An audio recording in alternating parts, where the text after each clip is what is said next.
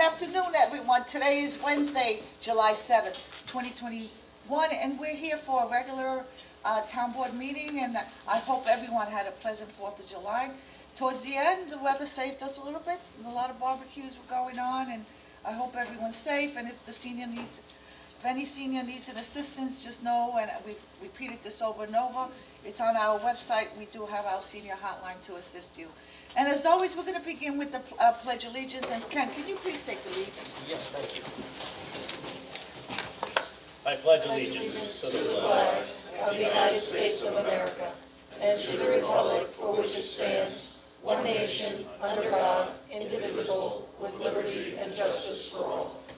Thank you, Ken. And Frank, do we have someone from the faith Yes, community today with we us? have for our invocation, we have Reverend Janet Wright from the Interfaith Ministry. Thank you for being with us, Reverend, wherever she is.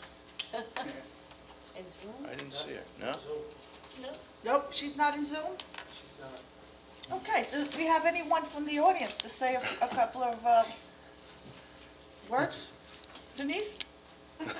Come on. Why not? Table. Chief? How about we get the police chief? Chief? He's always got a prayer. He's done it before. Yes. Okay, Chief, come up to the mic, please. That's a good suggestion. I'm much better at the pledge, though. Okay.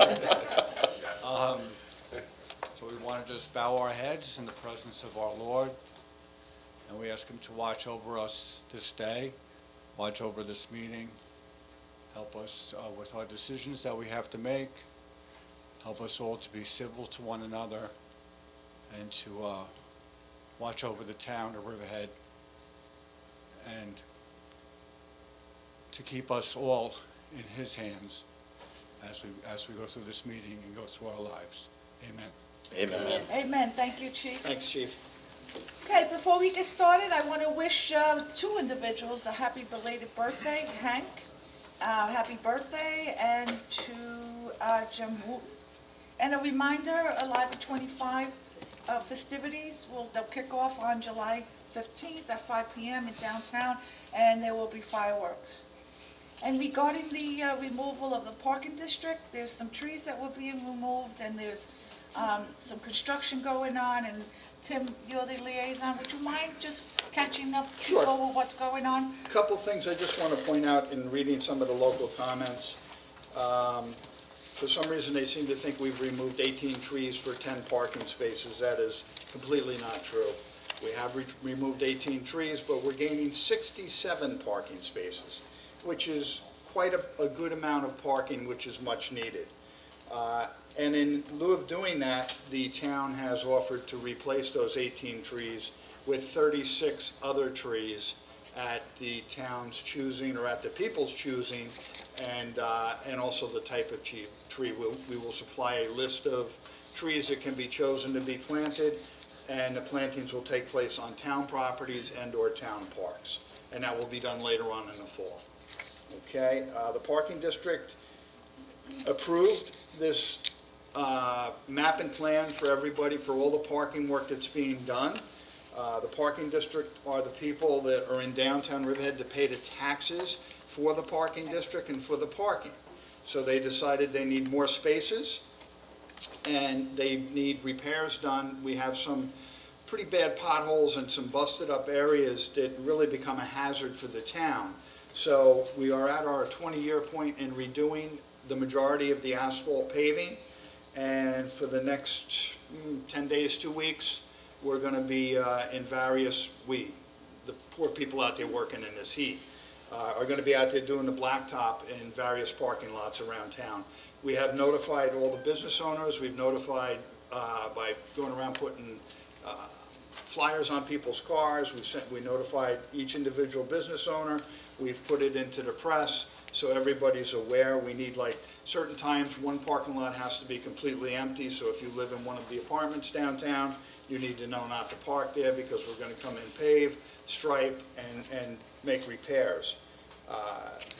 Like I said, it's a 20-year project for just a few days of inconvenience. We apologize. The timing is horrible. There's no doubt about it. The week after July 4th, But you have to understand in municipal work, the contract, it goes out to bid. And the asphalt company that won it then comes to us and says, okay, guys, I got the bid, I'm available July 7th through July 21st. That's my time slot for you. We can't argue that. We can't say, sorry, it's no good for us. They'll say, well, adios, we'll see you later, go back out to bid with somebody else. We have to go by their schedule. So that's, unfortunately, that's why it's being done the second week of July. Not the best time, but it's really beyond our control. And honestly, for having 6, 7, 8 days of inconvenience and then having it again 20 years later, it's not a terrible amount to ask for. So bear with us, and you'll have nice parking facilities when we're done. And I think that's all I have to say. So thank you. Tim, I'm glad you brought it up, because you do have to wonder why, it actually makes me wonder if they have that space open because other people didn't want to be doing that work in the heat of, it's the main part of our season. It's done by bid, and when they get the bid, they win the bid, they can contact our engineering department and say, okay, here's where we are, we're available here. And that's how it happens, so. And of course, it's always a balance. We are getting the parking spots, but I do think we can all agree, why a lot of people in the community are upset, and I think whenever we can, we need to try to preserve trees. I think it was particularly upsetting to people because these were mature trees, and some of the people that we received letters from were people that, had chosen them years and years ago and had been watching them grow. So I think we can all understand where people are coming from, and certainly in our work, I think it's important for us to try to preserve trees when we can. This is maintained by the parking district, and the parking district felt the need that 67 spaces were more valuable at this point in time. Not saying that trees aren't, but they're more valuable than the 18 trees were, and that's why this Okay, is being done. thank you, Tim. And Tim, Jill, can you come up for a second, our engineer, so he can add to this? We did get a call a little while ago, Jill. Apparently 2 trees in front of the church where parking spaces aren't being reserved, they were trying to keep them. Yeah, you can come forward. And so I want you to try to consider that, and I can give you the person's name I got there if you want to speak to them, but they claim that the trees are not being utilized for parking. And can you just add to it? This isn't a work session, so we'll make it a little quick because we have Okay. a long agenda. So I did speak with the people who had a concern from the church. Okay. They did want to keep the 2 trees that are directly out in front of the church.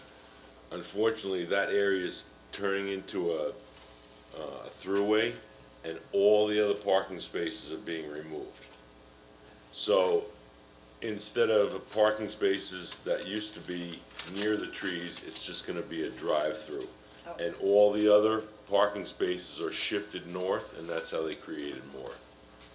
Drew, someone told me that the islands were originally put in to slow down traffic cutting through the back. That's right. So when the parking lot was first built in 2000, I think, there were no islands.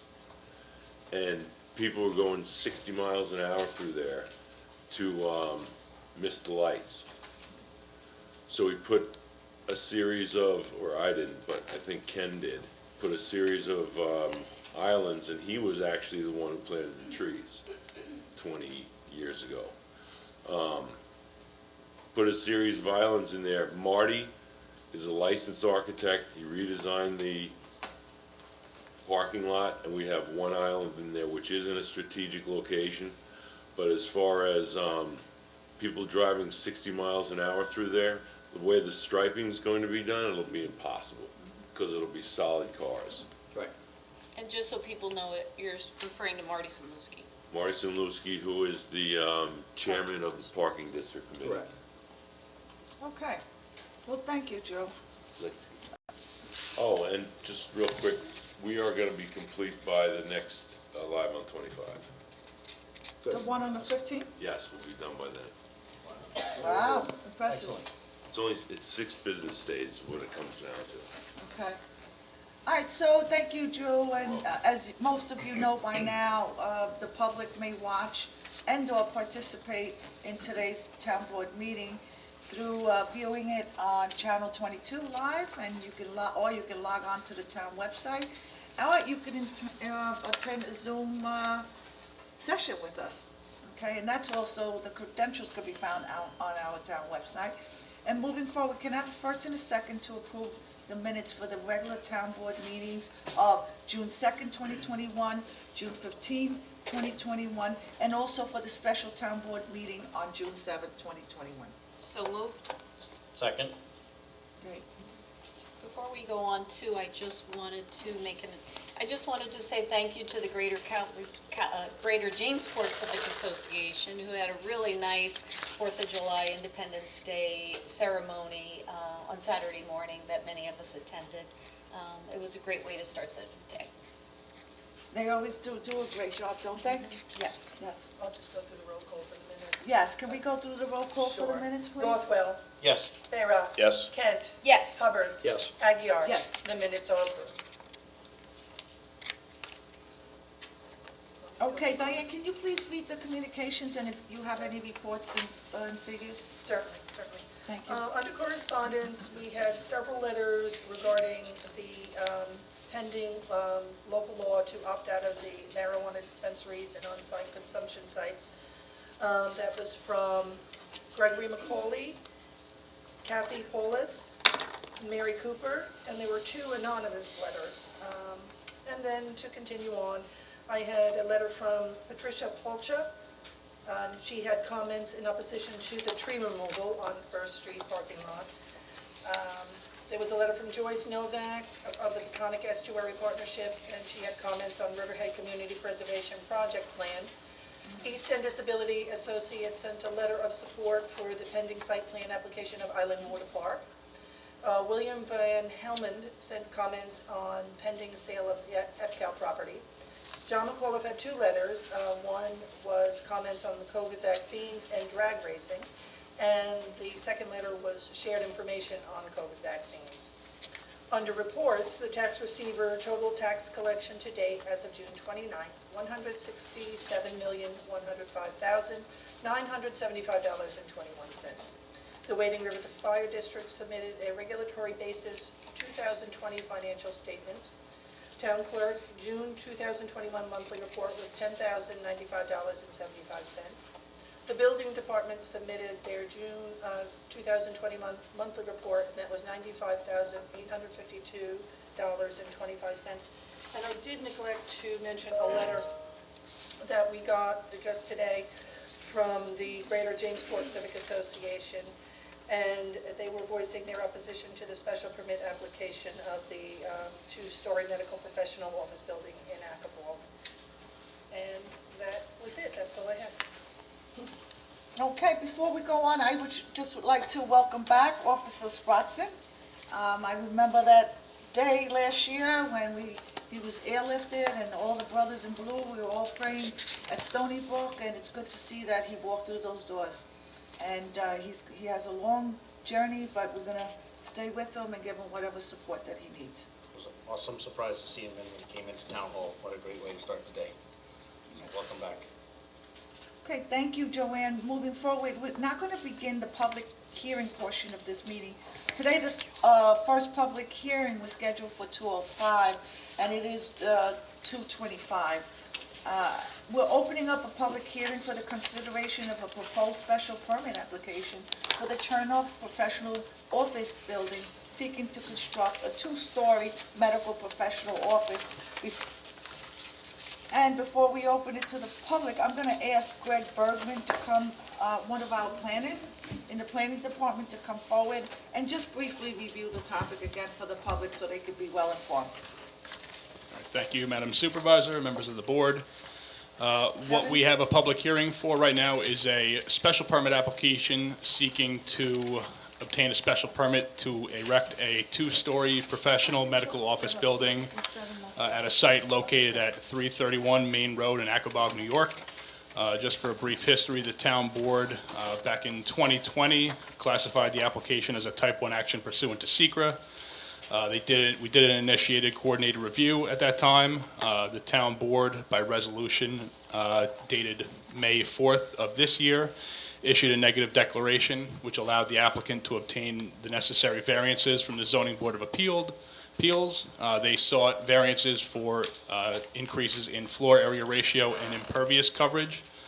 And now we have the public hearing for the special permit application. We do have Mr. Charles Cuddy here. He's attorney for the applicant. I will let him give a more thorough presentation on the application.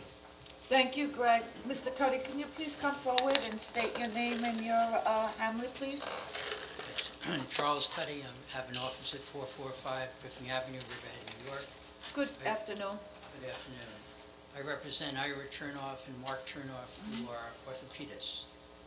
They have been, for a number of years now, proceeding to have a medical office at this very Let's site. just stop you for a second. I just wanted to make sure that the record reflects that you did send in the affidavit of posting and Yes. the affidavit of mailing. So we did receive that earlier, the clerk did, and just wanted to make that part of the record that we did receive those affidavits from you. Thank you. I'm sorry to cut you short. No, I appreciate it. Thank you. This building is next to the veterinary office in Aquabog on the main road. It's a 2-acre site. As Mr. Bergman has indicated, there was a negative declaration in SEQRA on May 4th. We obtained subsequently on May 27th ZBA approval for 2 variances. The Health Department has given approval for the septic system. The DOT, the Department of Transportation, has found that the entrances and exits are appropriate at this site. We're proceeding with our site plan, which we can finish if we get special permit approval from this board. The site has both public water and, as I said, an acceptable septic system. It's going to be used by the orthopedist for not just examinations, but as a place for rehabilitation. It has its own X-ray technician in the site, which is a little bit unusual for a medical office. They're looking to get an MRI, which is the gold standard for orthopedists for checking all sorts of injuries. I believe that the boards previously have approved this. It's been going on for a while because the size and the cost became a subject of dispute between the architect and the developer, the 2 doctors. But now they wish to go ahead and have a medical office at this site. As you know, across the street, there are accounting offices, and there is also an insurance agency. So this is an appropriate area to have a medical office in. There are 18 considerations that the board has to review in connection with this. And what I've done is I've written that out so you don't have to go to all 18 with me right here.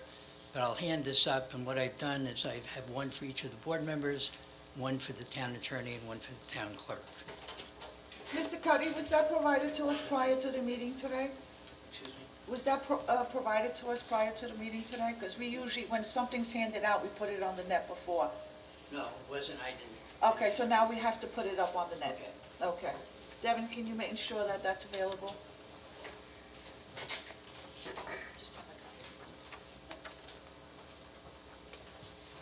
And in addition, once you review all 18 considerations, the board has 4 standards that it applies. And the standards are whether it will impair the reasonable and orderly development and the use of properties in the neighborhood. And certainly, as prior boards have found, that's not the case, because there are uses that are very similar. The veterinary is next door, the accounting and insurance firms are across the street. Also, the question becomes whether you have an advantage or disadvantage by locating in that site. I think it's clearly an advantage to have a medical office, particularly a medical office that's going to supply the type of services that the doctors propose here. And the third one is whether the health, safety, and welfare in order of the town would be adversely affected. Well, it'd be hard to believe that the medical office supplying the type of services that's going to be here would be contrary to any health, safety, or welfare. And finally, the question becomes, is it in harmony with the chapter that is the zoning code? And it certainly is, because medical offices are something that the town aspires to have and has them. But I think this is a perfect site for this. It's a 2-acre site. It has 76 parking spaces, 6 of which are disabled parking spaces, so that it will supply those people that are in need for real orthopedic services, all of the services that they could be looking for. And I would ask the board to approve this as previous boards have done. Okay. Thank you. Any questions? I have some concerns with it. The rural corridor is exactly what it says it is. It's a rural corridor. And yes, we do have some business offices in the rural corridor, but they're all single-story operations. And to throw something in that's now a 2-story building creates some problems for me with keeping it rural. And I think if you open the door to this, you're going to see other parcels of land go with 2 stories. We had the issue with the project across the street, and they decided to go with more of a campus layout where they did single-story buildings and spread them out onto the property, set back from the roadway. And to me, that was way more acceptable than having 2 stories. I understand that the other site had more land, I get that, but this seems to be quite an aggressive project for 1.8 acres, 76 parking spaces, almost 16,000 square feet counting the basement. To me, you're covering that entire lot with blacktop and building, and again, 2 stories bothers me the most about it being in a rural corridor. That's a beautiful stretch from 105 into the outskirts of Jamesport, and to see 2-story buildings start popping up, I'm not sure I'm comfortable with that. You know, well, I know we're going to hear from the public, but I agree with Tim. I'm concerned with the intensity of the whole project, and I think it opens the door for more 2-story buildings coming in. We have to work hard to protect our hamlets and the nature and the look of our hamlets, and I am very concerned about a 2-story building coming in that area. I don't think it's appropriate for the area. And, I would point out a couple of... I believe it's 7 suites and 34 exam rooms, correct? That's correct. But I would also point out to you that it's 60 feet back from the road, that the entrance is not in the front, the entrance is in the rear of the building, so that you're going to have landscaping in the front of this building. So it's not going to be the stark type of situation that you imagine. And I think also, and prior boards have approved the two-story building, I think on the basis that it has some meaning to it, because what they're doing is also rehabilitation at that site. It's not a finished basement, by the way, it's an unfinished basement, so it's just to collect files. So we're talking about 2 stories, not about 3 stories or 3 uses, 3 stories having use at the site. And I think for them, it's meaningful to have. And there are plenty of 2-story medical buildings in town. It's not that this is the first one. It's in a site, yes, where it's in the rural corridor, but it's also a permitted use in the rural corridor because it's within a quarter mile of the hamlet center. So I think what they've done is they've done it over a period of time. It's been looked at by the planning board, it's been looked at by the zoning board, and it's found to be appropriate, and I think it is appropriate for this type of use at this site. I believe the other 2 stories are residential. And my concern is once you put 2-story in, this building 2 stories, you're going to have other projects that are also going to compare and say they'd like to have 2 stories as well, so. I would point out to you that- I'm certainly not in favor of putting a 2-story building in this area. I understand your position, but I think that was also discussed in connection with SEQA. And it was pointed out to you that in this particular case, the 2-story building is something acceptable, and that's why there was a negative declaration in the SEQA. Whether it's acceptable by SEQA or not, it's still, I do not believe it fits in the area. I understand, but I'm just telling you that was the result. Thank you. Okay, anyone else want to come forward concerning this public hearing? Hi, good afternoon. Laura Jen Smith from Laurel. You guys know me. So hello, everybody. I hope everybody had a good 4th. You swear the testimony about to give will be the truth, the whole truth, and nothing but the truth, so help God? I do. Thank you. Just a couple questions first before I do have something I'd like to read. As far as the posting for the property, when was that done? Because I think I drove by there Friday, Saturday, and I did not see it posted. I know it's posted today, but when was it posted and what's required? Ms. Smith, It you have was- to refer It to... was, to the, according to the affidavits that was submitted, it was mailed on the 25th, and it was posted on the 29th. The property was posted on the 29th? Because I drove by there, maybe it fell down and went back up because I didn't see it. I know it's there now. There are two signs. I was concerned that one could be seen maybe coming from the east, so I posted it. So just let it be, Mr. Cuddy, before we know, just let it be known that in this public hearing before us, we have the former supervisor, Laura Jen Smith, and she's before us presenting. And what was that? I mean, I don't know. What was the last, I'm sorry, Yvette, I didn't hear the last I person. know, I just announced that you were the former supervisor because you did serve here, and it's good for I people to know. proudly served the town. So- Thank you very much. Okay, Yes. good. So 29th was Okay. when it was the affidavit of posting, and 25th was the mailing date. Okay. Okay? All right, very good.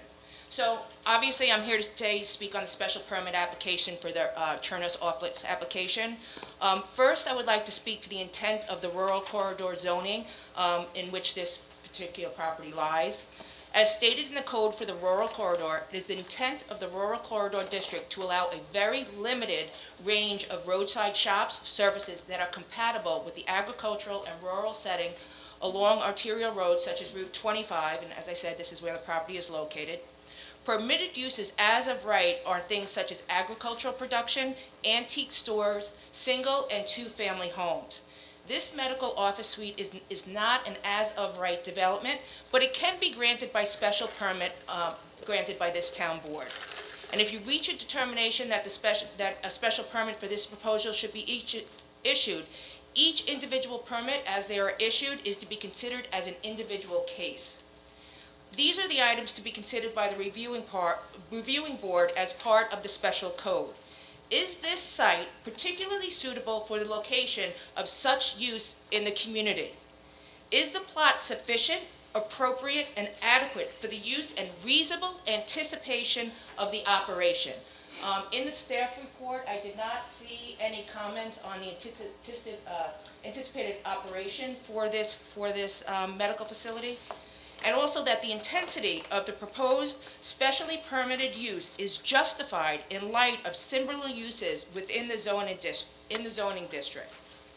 And that access facilities are adequate for the estimated traffic from public streets, so as to assure the public in relation to the general character of the neighborhood and to avoid traffic congestion. These are some of the items that you need to consider from your review. I think Mr. Cuddy mentioned a couple of the others. While I think most of you would agree that a medical office is an appropriate use in this area, it does fall within the quarter mile of the hamlet zoning. But this parcel before you is not 2 acres, but 1.89 acres. And the proposed plan to build out is a 2-story, 10,000 square foot medical office complex that contains 7 separate full-scale medical offices with 34 exam rooms in one building in this under 2-acre parcel. Currently, no 2-story commercial buildings exist in the rural corridor. Approving this special permit will be precedent-setting. It will redefine the character of the rural corridor. You have the ability, as part of the special permit process, to impose conditions to the permit, including limitations on the height of the building, keeping this project in character with the rural corridor. As you may remember, when the master plan was first updated, the public spoke out and made sure that the rural character was going to be preserved east of 105. Allowing this special permit project as presented changes the rural character of the area forever and opens the door to large-scale development creep. And as I look at all of you, I know you love this town. Do you want that to be your legacy sitting here on this board? The board has a schedule, a chart of dimensional regulations for each district in order to keep the commercial development within each district to the scale of the surrounding properties and in the attention of the zoning. And in fact, rural corridor is one of the most restrictive in terms of lot coverage for development for this reason. The maximum rural character, it gets tough saying that after a while, rural character building coverage is 15%, and the impervious surface coverage has a maximum of 25%. So these regulations keeps the building in scale with the community and with the zoning. This project proposes over 5,300 square feet on the first floor. So while they are under the maximum building area, they added an additional 5,000 square feet on the second floor, creating an intensification of use from both employees, from visitors, from traffic, from truck delivery. Again, no other commercial building has been granted the use of a second story in the rural corridor. This large commercial building also requires removing all of the trees and paving over most of the property to create a parking lot to meet their increased building size and use. Over an acre of the 1.89 acres will be paved over in the rural corridor, for a total impervious coverage on this project of almost 59%, leaving little rural character in place.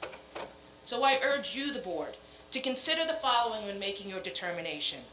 And this is what Mr. Cuddy pointed out as what you need, and I disagree with Mr. Cuddy on his outcome of these determinations when you decide to give the special permit or not. This project is unlike any similar project uses within the district. It is more intense and considerably less undeveloped space, and should not be justified as a similar use within the rural corridor district for the purpose of granting a special permit.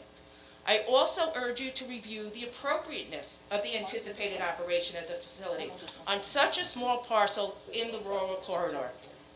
Riverhead also has, I believe, 11 other zoning districts that permit medical offices that do not require a special permit and can be developed as of right. And as such, as Mr. Cuddy pointed out, the advantage to granting this permit is not outweighed by the benefit to the community of citing such an intense use in the rural corridor. Granting this intense two-story use for commercial development in the rural corridor will change its character forever and impair the orderly development of the other properties in the neighborhood. This property, as presented, is not in harmony with the general purpose and intent of the rural corridor district zoning. Lastly, if it is your intention to grant this special permit, I urge you to impose height restrictions, along with yard and setback restrictions, to maintain the rural character of the area for generations to come. The look and the feel of the rural character is in all of your hands. I hope that when you make your decision on this special permit, that you consider the wishes of the community to preserve what is left of our rural heritage. Thank you. Okay, thank you, Ms. Jen Smith, for your comments. Anyone else? Good afternoon. My name is Robert Skinner, and I live 14 Eileen Circle, Jamesport, and I do promise to tell the truth, the whole truth, and nothing but the truth. Thank you, Mr. You've Skinner. been here before. Huh? Thank you, Mr. Skinner. I am really rusty, so, and Good to see you back. And I thank you, and I appreciate the opportunity to be able to talk in person, because Zoom is not my thing, as I've stated many times. When my wife and I read the piece in the News Review regarding this several months ago, emailed Councilman Hubbard and said, seriously? This is 1.89 acres on something that should be apparently 3 acres in order to make it conform. I don't see how what was proposed in that article conforms to a rural corridor. I am retired from a orthopedic surgery department at a university where we set up clinics and we set up different satellite procedures. As I read what was in the News Review and what I've heard from Mr. Cuddy, I don't see how the need for this scale building and its 2 stories is justified within the context of having on-site radiology and on-site MRI, and I've checked with my colleagues, I'm retired now, I checked with my colleagues, and they said they don't see any reason for it, I don't see any reason for it, so to me, we're trying to leverage a concept that really does not equate, especially in the context of putting this building in this particular spot. I can see where you want to put it in one of the existing areas of the town. That would be wonderful. You can make all the justifications that you want then.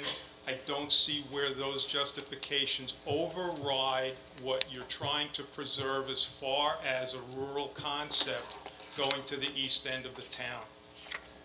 And my wife and I also said, what prevents, and I don't know, I'm not a lawyer, I'm not a planner, okay?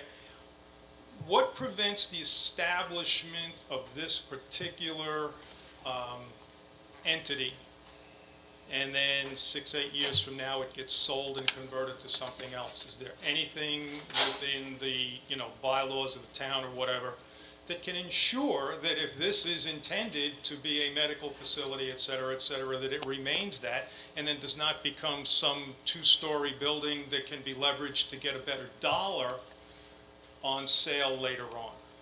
And I don't know, I ask you, my wife asks you, and that's pretty much what I have to say, and I would hope that this special permit is not granted, because I agree with Ms. Jen Smith, Councilman Hubbard, and the comments that were attributed to Councilwoman Kent in the paper, that it just opens the floodgate for it to look like another East Setauket or East Port Jeff, and you just have one on top of another on top of another, and I don't have that much time left in Jamesport, but for the amount of time that I've had, I'd like to be able to live in the type of environment that I spent my money and my resources to achieve. All right, thank you, Mr. Skinner, and I fully understand, that's why we do have a public hearing. Most of the time, most of us do not go in, and we should not go into a public hearing with a predisposition as to which way we're going to vote. We need to listen to the public, and so I know you mentioned one or two people, but I think we're all open-minded here on the board, and I thank you for your comment. Thank you. Thank you, Bob. All right, does anyone else want to come forward? Good afternoon. Good afternoon. My name is John Newman. Nice event you put up every year. Your Jamesport celebration was Thank you always very well much. received. Thank you for your And support. Thank you for doing that for our community, it's important. Well, So, Mr. Newman, yes, You're welcome. go forward. Mr. Newman, before you do, you swear the testimony you're about to give to be the truth, the whole truth, nothing but the truth, so help you God. Yes, I do. Thank you. Yeah, my name is John Newman. I live at 24 Doug's Lane in South Jamesport, and I came to speak on the Chernoff special permit issue. I'm not going to repeat a lot of the information that's already been talked about. I just want to emphasize that placing a two-story commercial building, 10,000 square feet, I don't think is that big an issue, but putting a two-story commercial building on the east side, on the east of 105, is not in keeping with the intent of the original rural master plan, as it pertains to a rural corridor. And I think putting that building there it sets a precedent that is not good for the rural concept of this area. And I think we need to keep the property or the area east of 105 as rural as possible. Going back in time, the Jamesport Civic Association, Greater Jamesport Civic Association, advocated strongly to keep Main Road rural as far as we could from 105 eastward, and I think that was accomplished pretty effectively. A lot of people got involved in that, and I think that once you approve something like this, it's going to creep on, and just like rural sprawl any place in the country, this is going to be commercial sprawl, and I don't think that that's the character we want for our area. And so thank you very much for listening to me. I appreciate it. Great, Thanks, thank you, John. Thank you, Mr. Newman. Thank you again for everything you do for our community. Anyone? Thank you again. Okay, and, Fully thanks you also. okay. Anyone else want to come forward on public comments? Yeah, he's going to start with it. Hello? Yes, I do, Bob.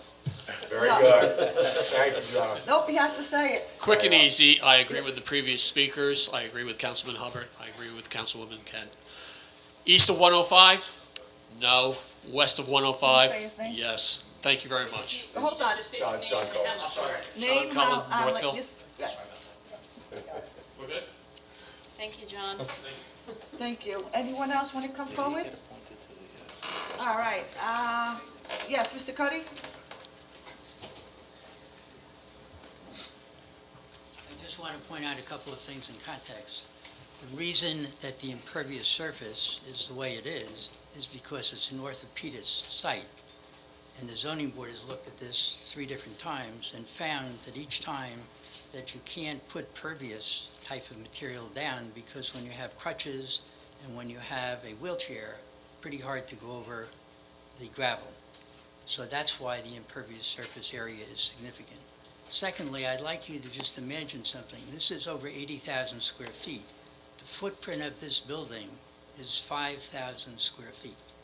And everybody agrees that's what it is. So we're talking about a 5,000 square foot building on an 80,000 square foot lot.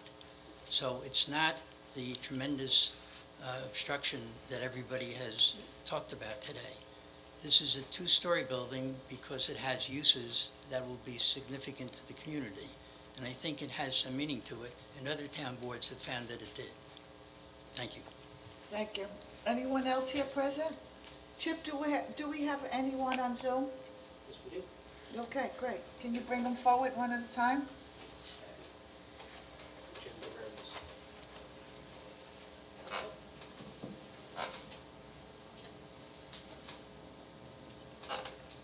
Okay. So we have Jim. Can you hear us, Jim? Is this Yes, mic? good afternoon. Perfect, now we can hear you. Yeah, I'm the Devin, president state of the name. Greater Jamesport Civic Association. I know the board has received a letter. I wanted to thank Mr. Rothwell, who appeared at our July 4th celebration, and echo the remarks that were made here today by Ms. Kent and Mr. Hubbard. We believe that this is a Trojan horse. This is going to be, if permitted, the opening for the expansion of commercial use east of 105. And looking through the staff memo notes, I note that there are 2 other professional office buildings under consideration nearby this orthopedic facility.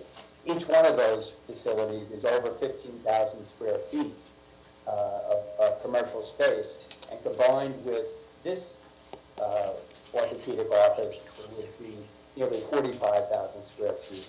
And if we're talking about 70... Mr. Duranz, if you could speak closer to your microphone and a little louder, we would be able to hear you a little better. And also, while you're doing that, Mr. Duranz, you swear the testimony you have given and are about to give is the truth, the whole truth, and nothing but the truth, so help you God? I do, as an officer of the Thank you. court. Thank you. And just to repeat, we again agree with those remarks made by Mr. Hubbard and Ms. Kent and the former supervisor regarding this particular application for a special permit. And again, if I'm repeating myself, I apologize, but if my audio was cut off or was inadequate, I'll repeat myself quickly. This project is not a standalone.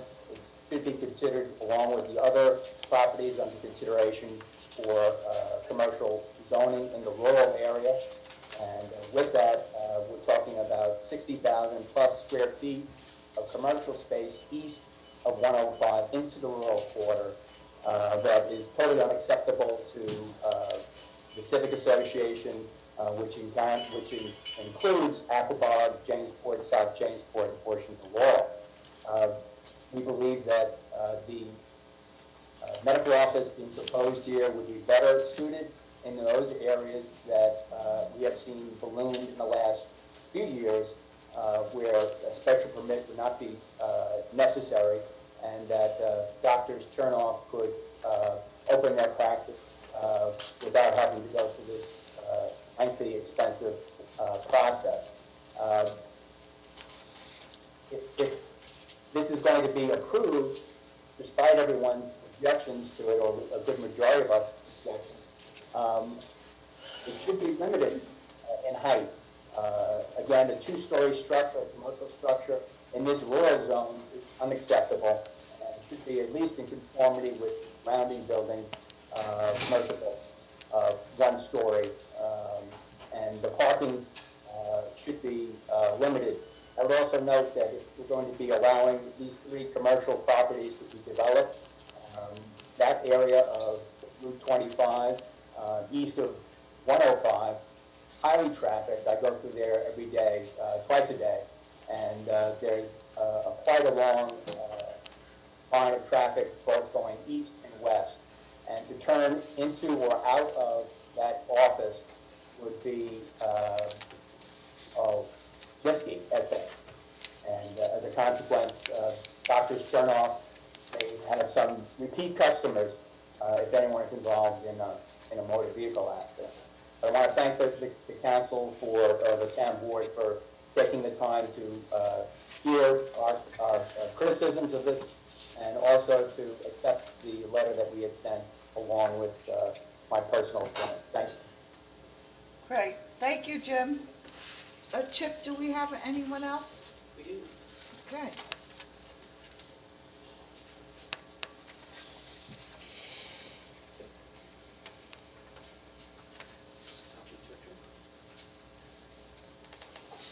Okay, Calverton Civic Association. Hi there. Takwi? Maria. Hi, how you doing? Good. Okay. It's a hot day. I hope you guys are in air conditioning. My name is Takwi Turchin, and I'm speaking as a Calverton resident. I do happen to be the president of the Civic, but at this moment I'm not speaking in that role. For this public hearing, I believe I'll have to swear to tell the truth, the whole truth, and nothing but the truth, so help me God. Thank you. There we go.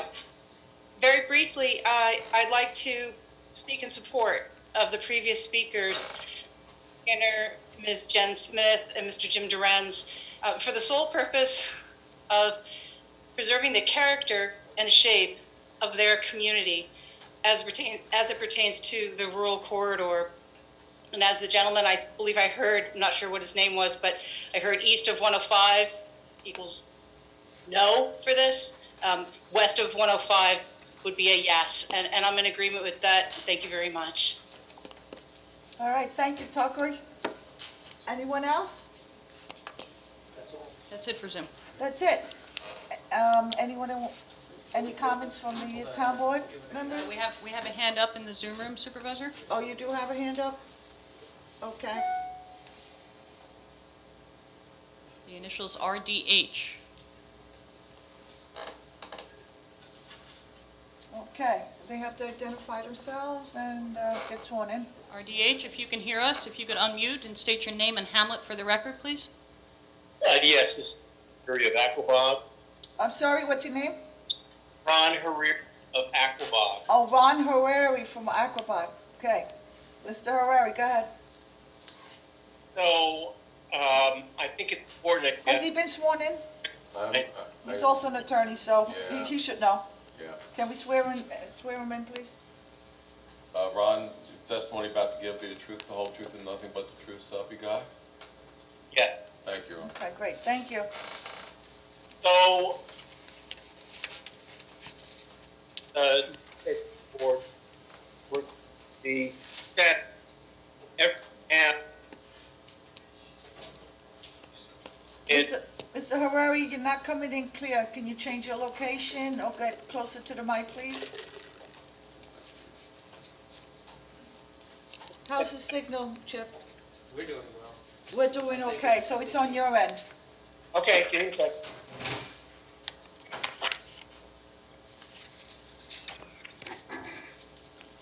Is this any better? Yes, it is. Okay. I was just indicating that there have been various reports about the tremendous increase in revenues of virtually every town except Riverhead in CPF funding because Mr. Hariri, of the... Mr. Hariri, I would need to cut you off there. This is a public hearing and it's concerning a two-story building, a possible construction, and we cannot, Right. you can come back Right. in open If you allow comments. me- You can if come you back in indulge open me- comments. Mr. Herrera, can I finish, please? And I'll let you finish, I promise, okay? You can come back in open comments at the end of the meeting if you want to discuss any CPF fund, but this is strictly, No, I'm not simply discussing CPS funds.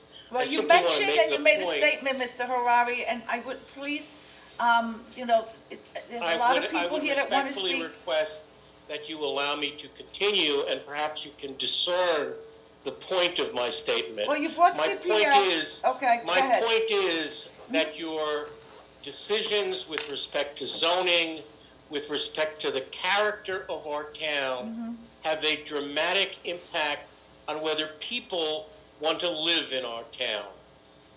One of the areas that has not been damaged by poor decisions of this board and its predecessors is the rural corridor zone. I think all of the speakers have made extremely valid points about preserving the beauty and character of the rural corridor. And I think you need to understand that it would be shameful had, like in the past, you failed to preserve the character consistent with the master plan of the rural corridor zone. I think you need to learn from your mistakes, Madam Supervisor. Okay, thank you for directing, for your comments, Mr. Harari. When you make a statement here, you make a statement to the entire board. This is a public hearing, and again, as I said earlier, we are not predisposed as to which direction we're going. There is a public process. We're in the middle of the public process. But for you to claim myself personally and where I'm going and what's happening, I think you're a little off base on that one. Again, I am open-minded. I think you need to, I think the only point that I'm making, Madam, is that your actions have consequences. In the past, poor decisions have doomed our town. I think you need to reflect on what will benefit the town when you rule on this issue. Thank you, Madam.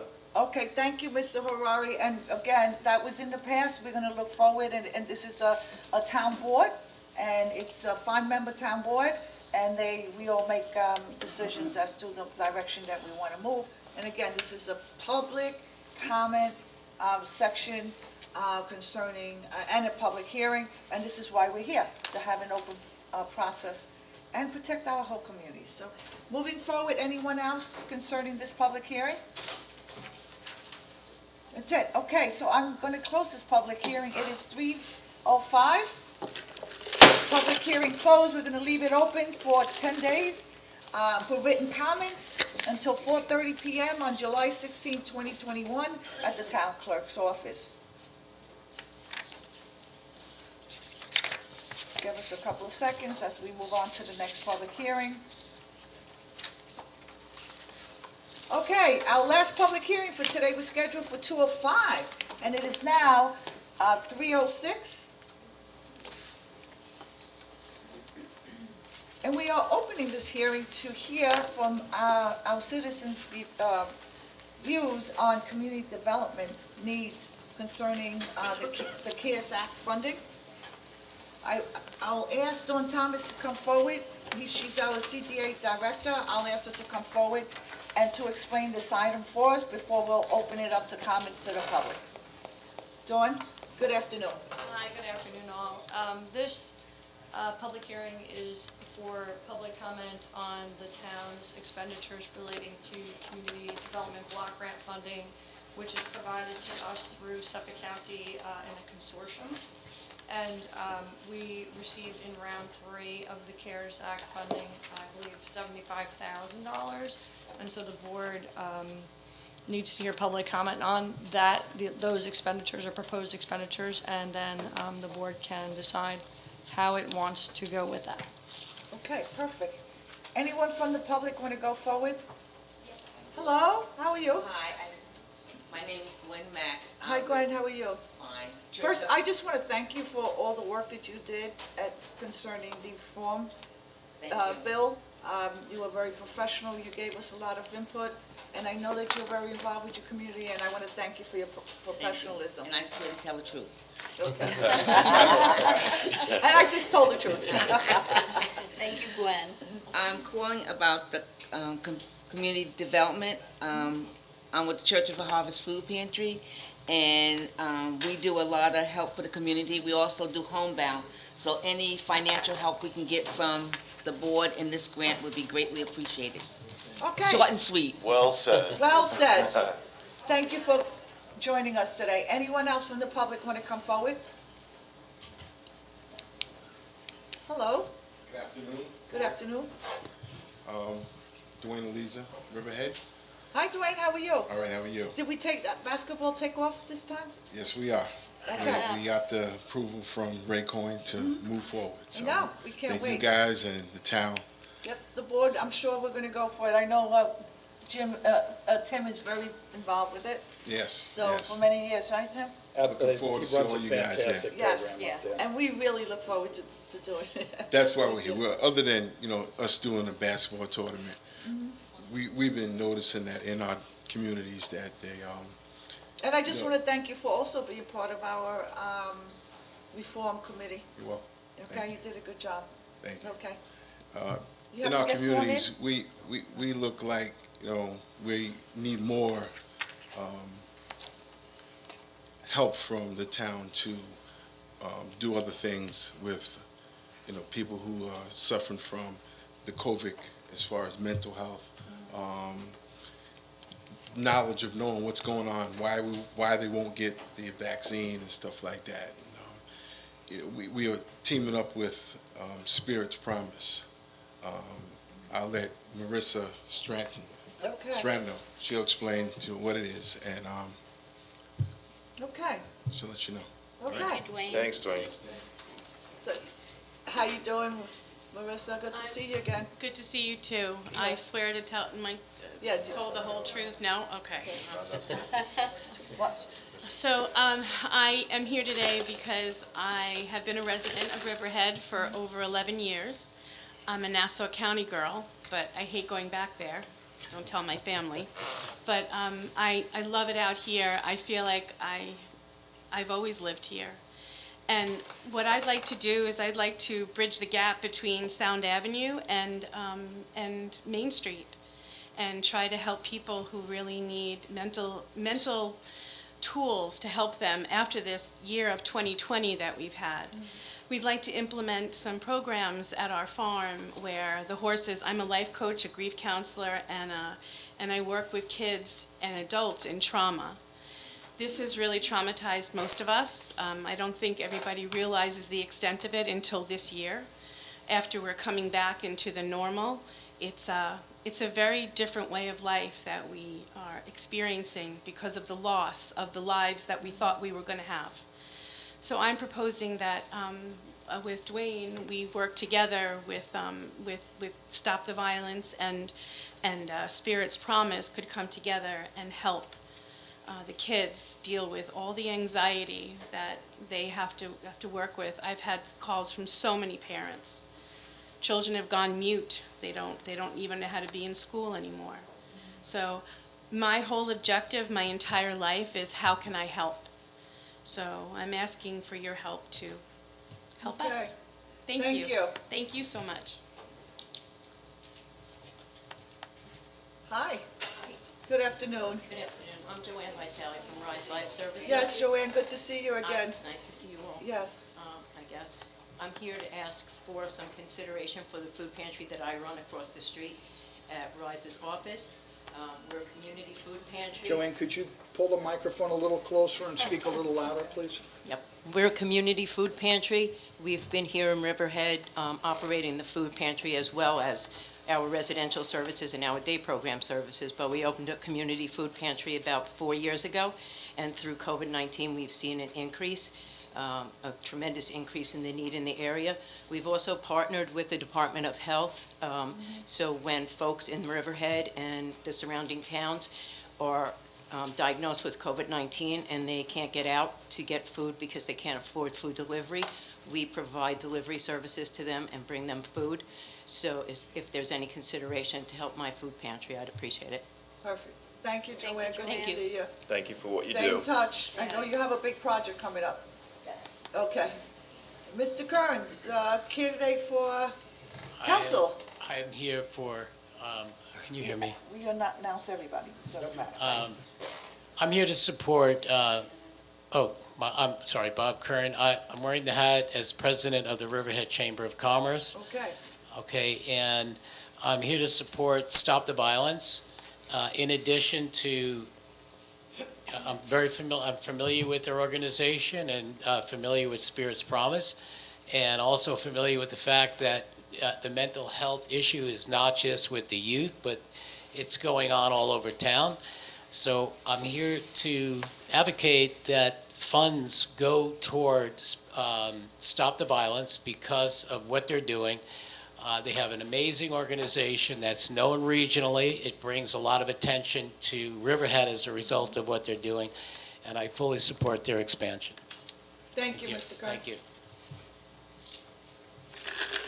Dawn? Hi again, sorry, I just want to clarify, this money is for COVID recovery and response. So those are the objectives of the funding. It's the third round. It's a one-shot deal. We normally get community development block grant funds annually. That public hearing for our regular funding is in October. So this is a special round that was awarded by federal government and now being passed to us through the county. So COVID response and recovery. What was the amount again? $75,000. Thank you. Dawn, can you come back up for us 1 second? Okay, thanks. Is it possible that we just start making a list of everybody here? And I'm sure some of them are probably being considered now. Yes, and so we have the public hearing, the minutes from the public hearing. We'll take the minutes and we'll, You'll you break know, it down. make some suggestions. and, Whenever we yes. get the CARES money or the American CARES Act, it's usually directed and it's very, very specific. Yes. And so thank you for So clarifying. just to give you an idea, round one, we bought the SAFE vehicle, Meals on Wheels I remember vehicle. that. Some funding was given to BIDMA for PPE, Chamber of Commerce for PPE. Open Arms is soup kitchen, food pantry, Bread and More, soup kitchen, Catholic Home Care, CAP, and some administrative costs. So that's what we spent the last round on, so it'll be similar type of expenditures.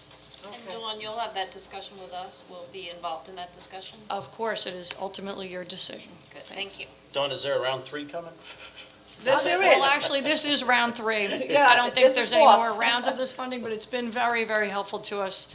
Okay. You know, I know BIDMA was able to use for some tables and chairs and things to assist the outdoor dining downtown and just things that would help us, you know, respond and recover to COVID. So PPE, cleaning supplies, things like that, very important. And it's been, you know, useful to the community for sure. Okay, great. Thank you so much for getting the money. Appreciate it. Yes. Everything you do. Not me, not me. Teamwork. It's designated to the towns, based on population, I understand. Yep. Just like, ours, yeah.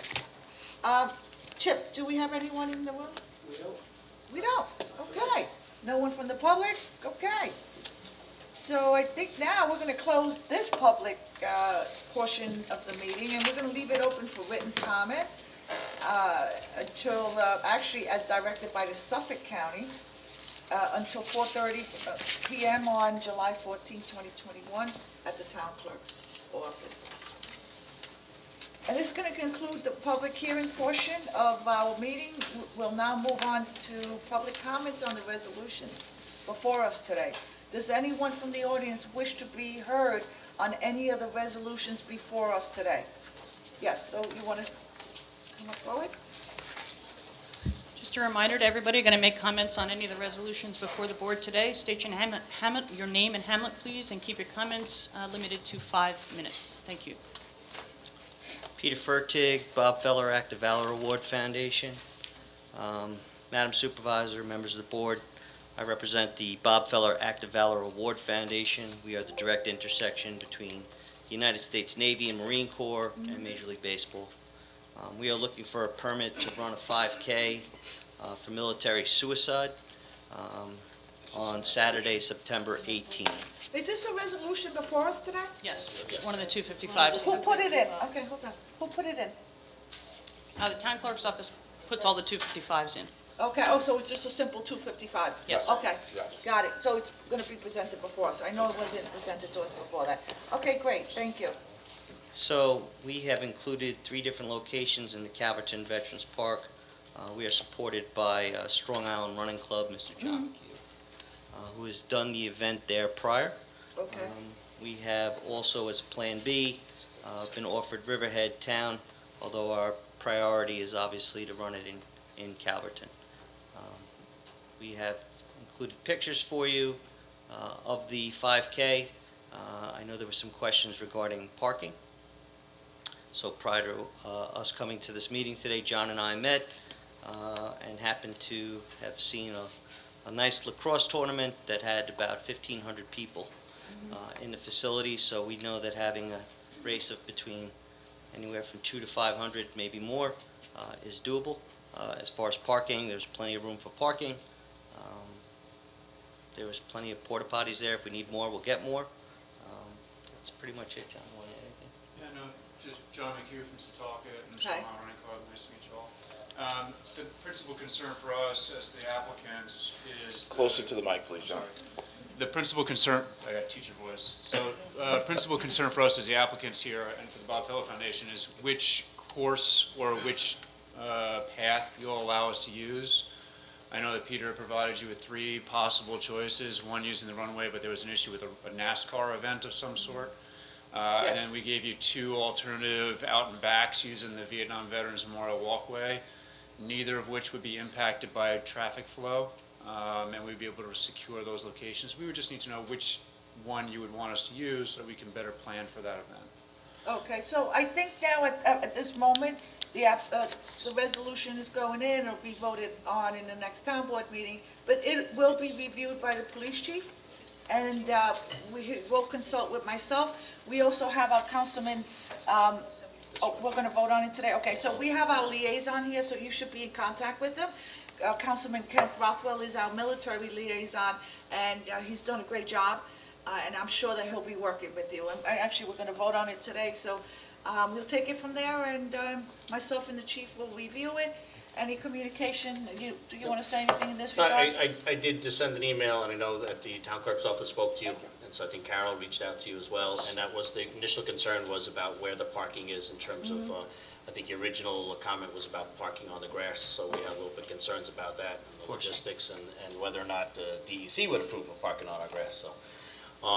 And also about the porta potties, like when I was up there, I think there's only one there, so they may switch out, maybe we add more on and off during the busy, summer season. But that was just concerned, because I think your application stated that it was to use the facilities already in existence, but so just as long as, and you already mentioned that you're aware that you may need to add more porta potties just to accommodate everybody. That's the date you're requesting for, is a rain date for the events for Mr. Scalzo. I did speak to him. He supports your endeavors as well. He doesn't think that it's going to be problematic, or he doesn't have any concerns with it.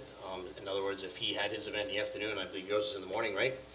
And so they're not there at the same time, so you're not going to be crossing any traffic. And also, he supports your endeavors and your event and for what you do for veterans, and so do I. I think you've answered all our concerns at this point. But as always, everything goes before the police chief and fire marshal, and we make sure that everything is covered. Of course. And any concerns between now and then would certainly be addressed. So thank you. Just a quick question. Did you guys reach out to legislator Anker? We did, actually. Okay, because I got a correspondence from her, and she had asked me to look into it, and at the time, I didn't get a chance to respond, but I'm glad you persevered through the process to be here today. Thank you. Yeah, and she was kind enough, because we're not from the area. We live in I live in Sound Beach. John lives in Setauket, but we thought Close enough. Yeah, we are. We're family. As soon as you got here, you saw the beauty of it, right? Yeah, right, you this saw the place is riverfront, great. right? Well, thank you for everything Thank you you. do for Thank you, folks. our veterans, and of course, we're gonna support this. Thank So, you, folks. Just a couple of things Sure. I wanted to talk about. I mean, it's nice that Mr. Scalzo approves, but it's really up to our staff to look at everything and work out the details. And since we are discussing it, I was going to ask the chief if you could come up and just tell us what you thought about, because we do have this event, which sounds like a great event, is on the same date as the rain date for one of the drag racing events. So just wonder, what you thought about that? 'Cause we are voting on it today. Good. And Catherine? So I'm assuming that the staff's been reached out to. So Chief, we haven't gotten a chance to review. We always, in our application, we wait for the plans because there's no reason to review extensively a plan and then say it's not approved. So we know the initial, if things look, a first initial view by the chief is usually okay. And then after it's approved, Catherine, then we're gonna make sure that we tighten it up. And I haven't had a chance to review it, Chief, so I would like, when we make comments, we make the comments together. So certainly when I'm voting on something, I do like to know that the staff has looked at it ahead of time. So did you get a chance to look at it, or do you have any comments that you can make on it? I just know the date. And Maybe you can come to the mic a little bit? Thank you. I just know the date and that it was in conflict with the other events. Right. So that was a major concern. And actually, we've been reviewing in depth the scramble application this week with the promoter, so. Yeah, I'm just still a little concerned about them being on the same date. Same date, Okay. that would be of concern to me too. And that's something that we will figure out. It's called the logistics. And once the application is reviewed, it's voted on, then we're gonna take extensive steps to ensure. It's very difficult to have everything in place, and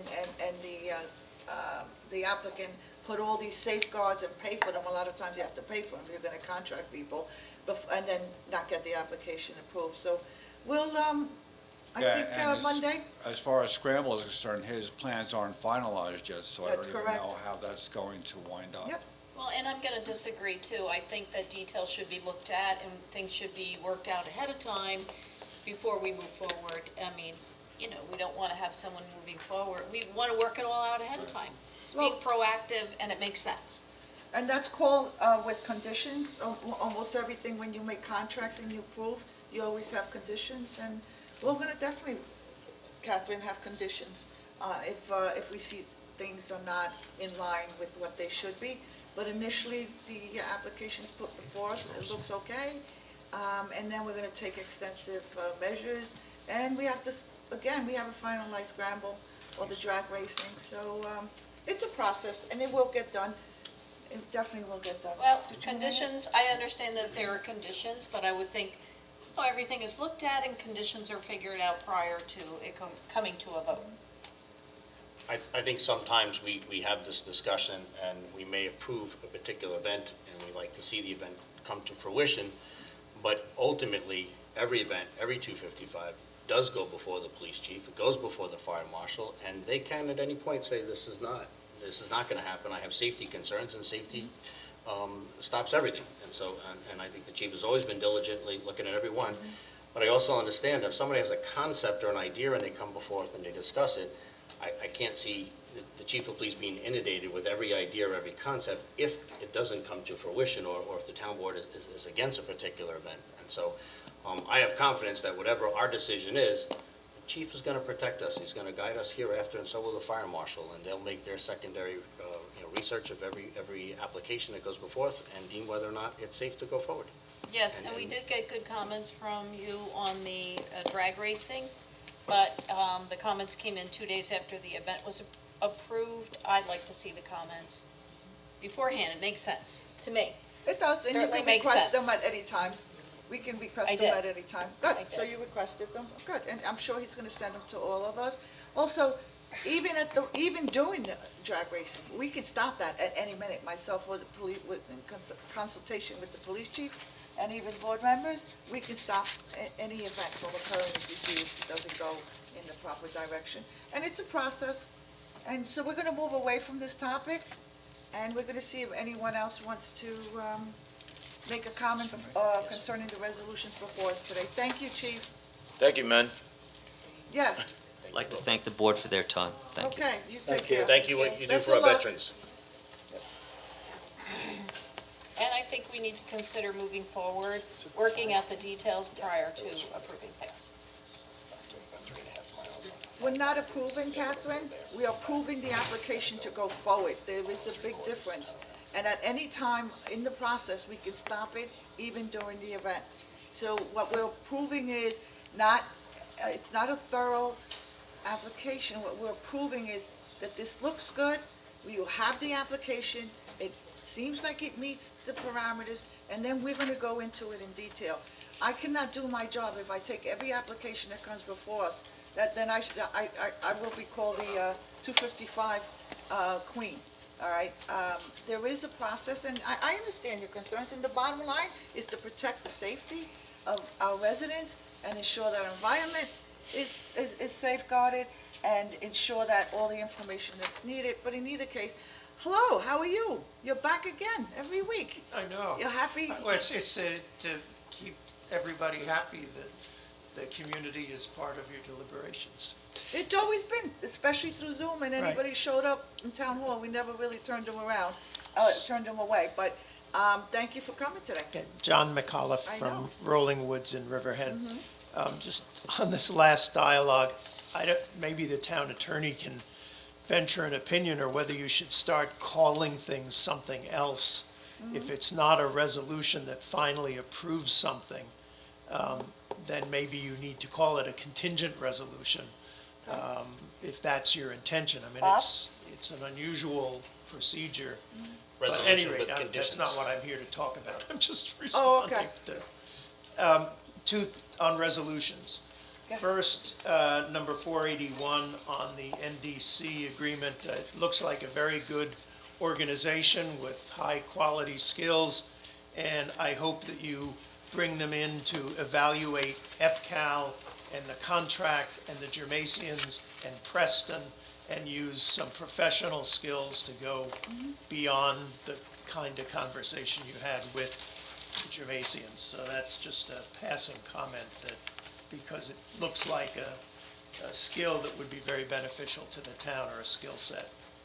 On 472, the cannabis resolution, as I said in the public hearing, though it would not fit everybody's assumption about where I come from, my view is that you should vote against, that you should vote to opt out, so that it goes to a referendum.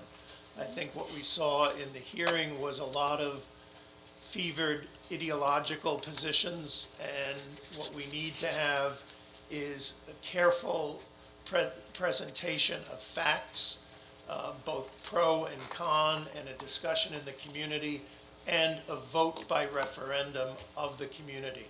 And the only way you can do that is by voting no, and then that it goes to referendum in the November election.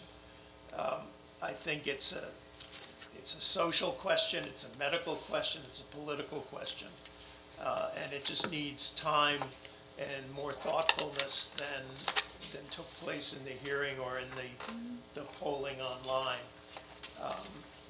And I think if you did vote no, then that puts on you a responsibility to figure out who in Riverhead could actually conduct those kinds of public education programs and allow for a real discussion of the pluses and minuses, and whether you should separate the question. I mean, personally, I feel more comfortable with sales than I do with consumption in a lounge, but that's just, I mean, that's a totally untutored opinion. I mean, I'd like to know what's happened in Colorado, what's happened in other states that have legalized. I also want to know what's happening in East Hampton, Southampton, and Southold. If they're going to opt out, I don't know whether they're going to opt in or opt out. If they were going to opt out, I think it would be really terrible if Riverhead became the big box store for marijuana sales for the whole East End. So that's why I would hope that you go for the opt-out today.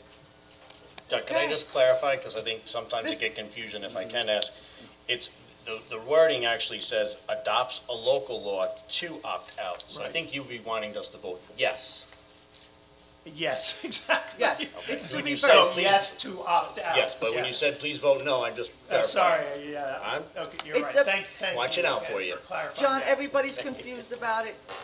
Right. Please, In any case, the point is that it goes to a referendum for Right. the public to either Which opt would in be a or vote opt of out. yes today. Good afternoon, Right, Dawn Bob. Thomas, Jamesport. Just wanted to make some points on the opt-out resolution that Mr. McAuliffe was just discussing, and I think I do agree with most of his points. I think downtown Riverhead is on the brink of meaningful revitalization. We have all been working very hard and investing significant sums of taxpayer funds to make that change happen. Our office motto is, change is going to happen. Don't let it happen to you, make it happen for you. The change we are seeking involves the need to rebrand our downtown area and change negative images of our community that we all know are unfair. At this time, we have very little information on what the impact of adding marijuana sales to our downtown might be. Although the state says we will be able to locate these shops using time, place, and manner restrictions, relegating these facilities to remote areas will not withstand constitutional scrutiny, and soon we will be required to be permitting these facilities wherever alcohol sales are permitted. I also do not believe that we will receive the revenue promised. We were told the lottery would fund education, but here we stand with the highest school taxes in the nation. I am respectfully requesting that the board take a hard look at how it wants to implement this new industry into the fabric of our town. We are in the middle of a new comprehensive plan which presents the perfect opportunity for us to investigate other communities and determine whether and how it should be managed in our town. If we don't take a pause and determine the right path for Riverhead, I fear our progress downtown may be lost. Measure twice, cut once. There is no harm in taking a breath to see how to best manage this emerging industry. We want change to happen for us, not to us. Thank you. Thank you. Thank you very much. Anyone else?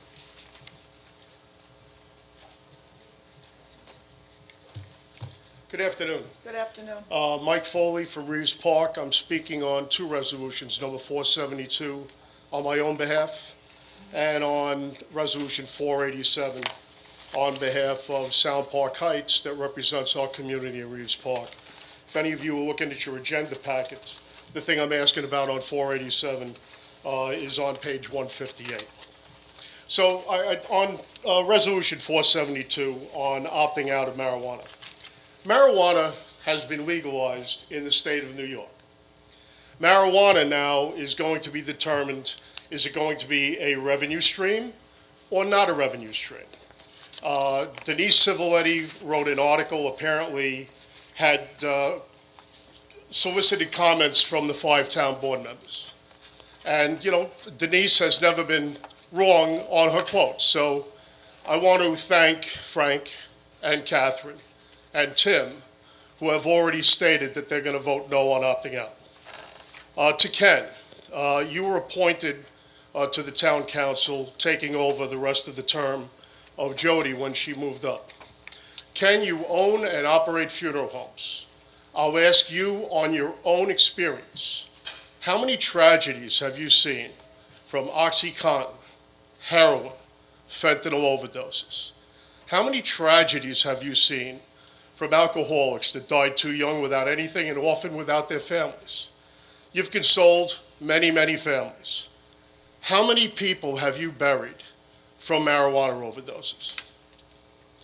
There have been fatalities through driving under the influence of marijuana. Well, you know, driving is another thing. You know, certainly, I'm not talking about DWIs, which obviously you're not allowed to drive under the influence of alcohol or under marijuana now that it's legal in the state of New York. So we can assume that law enforcement will be a critical component of this. So again, we're not talking about an overdose of marijuana. We're talking about driving while impaired. Correct. So going back to my question, you have buried many, many people on oxy, heroin, and fentanyl and alcohol. You haven't buried one because they used too much marijuana. So I'm going to ask you to consider that. You said that you were considering this. You had not made up your mind. Yes. 3 of your fellow council members are on the record that have already said they were going to vote no.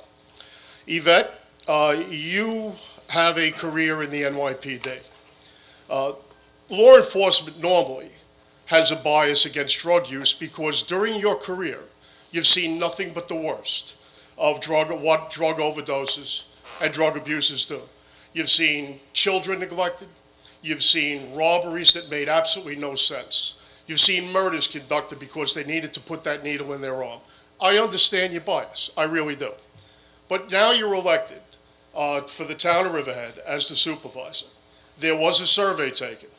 70% of the people that vote in this community stated that they wanted. 73%, which Thank equals you. 4.2% of the entire population. Thank you. of So to finish my 33,000. point, Yvette, to finish my point, 70% of the people that took the time to be heard were heard. 60+% of the people that wanted to be heard on having cafes have spoken. So in spite of your career in law enforcement, your new career, your chosen career, is to be an elected representative of the people of Riverhead. The two previous speakers that are worrying about having referendums made and while waiting to see what the other towns do.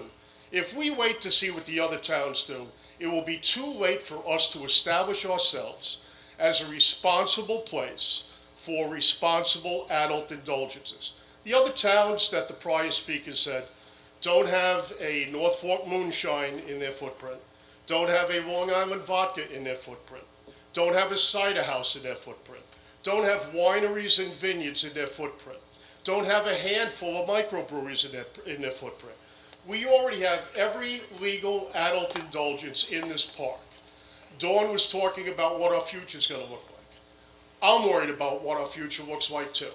And I believe that incorporating a town square with responsible adult indulgences will make Riverhead a destination spot year-round that will bring in tax revenue. I disagree with the financial impact statement on Resolution 472, which stated that there was no financial impact. I disagree. I understand that an overwhelming majority of things that are studied for financial impact talk about how much it's going to cost the town to incorporate a resolution. This resolution, if you opted out, would cost this town revenue. We just had wonderful charities here that are here looking for 30 seconds, money. Supervisor. What 30 would seconds. be wrong with having a designated percentage of money that goes to these benefits? We could put 25% into law enforcement, 25% into these kinds of charities, 25% into security, and 25% discretionary for every year when this 3% comes in. It's not just the money that these stores and these cafes are going to do, Yvette. It's going to be every business on Main Street. So I ask you to consider that when we talk about Resolution 472. On Resolution 487, very quickly, I'm glad that we have the adjustments to the contract that now brings this out to August the 31st of 2022. One of the deliverables that was discussed was the public outreach and engagement for the public to try and have public input into the master plan before it is successfully completed, hopefully. The start date on the completion looks like it's the fall of 2021. We have a number of hamlets, as you're aware, that have a large percentage of people that pay taxes as a second home in the hamlets in Riverhead.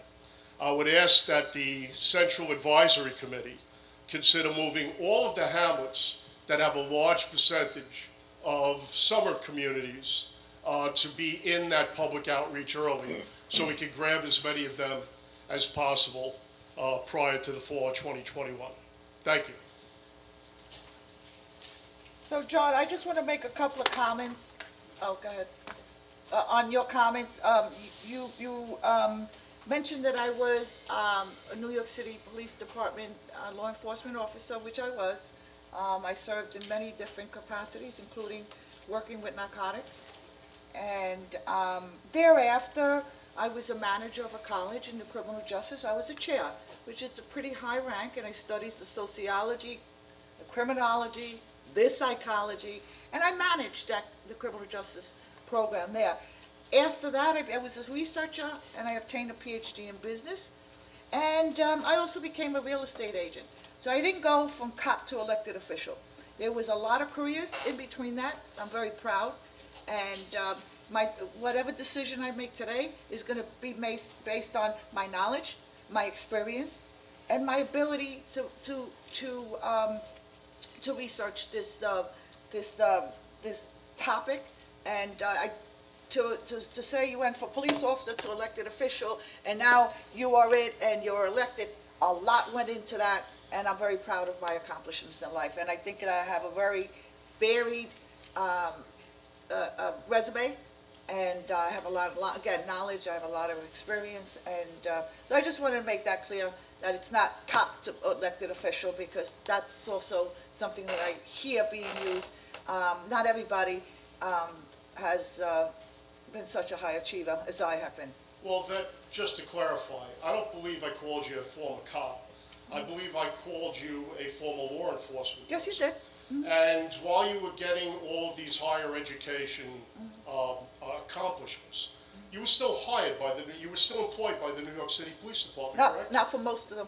Only my education, not my PhD, not as a chair, not as a real estate agent. But it doesn't matter, we're here you made your comments, I made my comments, so to go back. Number one, I think there's nothing wrong with being just a New York City police officer. Law enforcement's the toughest job on the planet. It's gotten worse over the last 2 or 3 years. Yes, Thank God we're doing things right now to reform police, hopefully to make their jobs easier, so they can serve the public like they want to do. So, but certainly I never meant to tag you as a former New York City police officer. I know you've achieved a lot.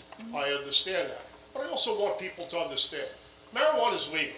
It's just a matter now, are we going to regulate it, and are we going to derive a tax benefit from it? That's all that counts. Thank you. Okay. Anyone else want to come forward? Hi. Hi. How are you? Fine, how are you? Good afternoon. My name is Cheryl Hukin, and I am a resident of Beating Hollow. And Can you say your last name again, because we kind of... Yeah, can you speak up a faded little bit? Thank you. Cheryl Hukin, Hewkin. Okay. And I'm a resident of Beating Hollow, and a proud lifetime resident of the town of Riverhead. Okay. And I am speaking here as a member of the community. I believe that I represent a lot of families that maybe did not show up in the survey, maybe did not speak, but I'm confident that a lot of the people in the community of Riverhead feel as I do. I also speak as a parent. Someday I hope to be a grandparent and welcome my grandchildren here. A retired teacher, my husband's a teacher, we've spent years and years working with youth, so all those things factor into my concerns. And I think that it's difficult to visualize the after effects of an unknown. And it's easy to vote on something and say, oh yeah, we think this'll be great, But as I said last time I shared at the hearing, I believe that this issue is like a Pandora's box. Once you open it, it's going to be next to impossible to shut down the effects. And I think that what we're really talking about here is a quality of life issue. And those of us who live in the town of Riverhead have chosen to make this our home. We love living here, and that's the benefit that we have. We haven't chosen to live in New York City. I love to visit there, but I'm grateful that we live here. And to me, we have benefits that we should treasure and we should protect. And so I really encourage all of you, those who say you've made up your mind one way or the other, to really consider those things. Just to kind of just summarize the points that I made when I spoke last time about why I feel like this will affect our quality of life here. And as I said, it's difficult to visualize the after effects of making a decision, and changing something. But we do have the benefit of looking at the states that have already legalized these establishments, looking at the communities where they have done this and seeing we have that benefit. We also have the benefit, as I remember, being the age that I am, back in the day when, we got rid of smoking. And by very virtue of the practice, it's different from drinking. I realize there are problems with drinking. I realize there's alcoholism. There can be drunk drivers on the road that can be a burden on the population and a danger and the police force. But what's different about this is people who are in the airspace are forced to participate, whether they want to or not. That's a different sort of thing. And here we are making our downtown, we're always about revitalizing Riverhead, which all of us in the community are excited about and grateful to you guys for doing. And this town square is just like a lovely idea, and these two contradict each other. To me, the legalizing these retail pot establishments undermines the goal of creating a family-friendly environment that is a destination, a place that those who already live here will enjoy and be able to take their children to confidently and feel like it's a healthy, happy, outing and environment. And also, we don't want to become a destination for the wrong reasons. We want to be a destination for people to come for the good things. Some of the places that have already done these things, a couple of things that they have discovered, I think about this town square, and there's a carousel, and there's this playground, and then right there are going to be pot cafes. And I don't care how we say we're going to regulate it, it's not going to be 100% controllable. But these other places have found that there was an uptick in drug trafficking. There was an uptick in teen usage because the accessibility increased. There was an uptick in crime. The law enforcement who were dealing with those communities said that it was enough that they were trying to keep the drunk drivers off the road and keep people safe.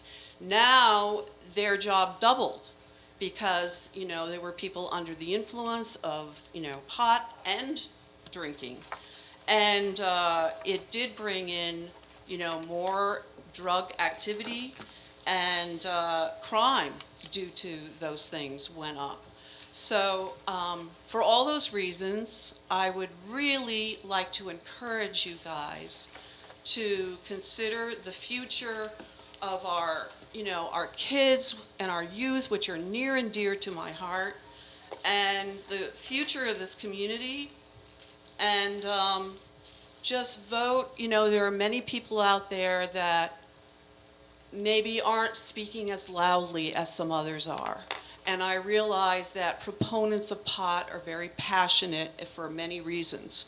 But there are many, many more of us who tend to be polite and maybe not want to make waves, who are really concerned about this. And I don't think that people really get how this will change our community. And I've heard a theme tonight of protecting the character, the rural character, the small town character of Riverhead.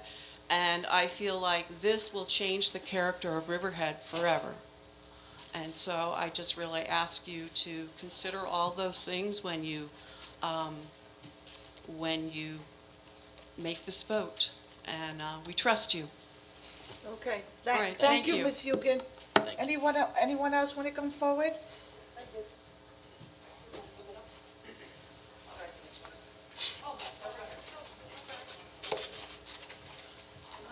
Just sort of a minor point on the 255 applications. My name's Denise Civiletti. I live on Mill Road in Riverhead. Been a resident here 35 years or something like that. Former town board member.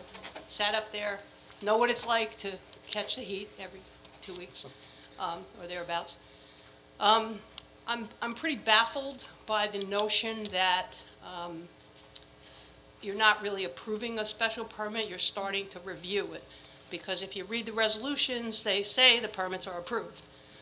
The Bob Feller is scrambled up in a lot of ways. It says that if they don't provide the liability insurance, the application will be denied, and yet 2 paragraphs later, it says the application is approved and the special permit is granted, the special event permit.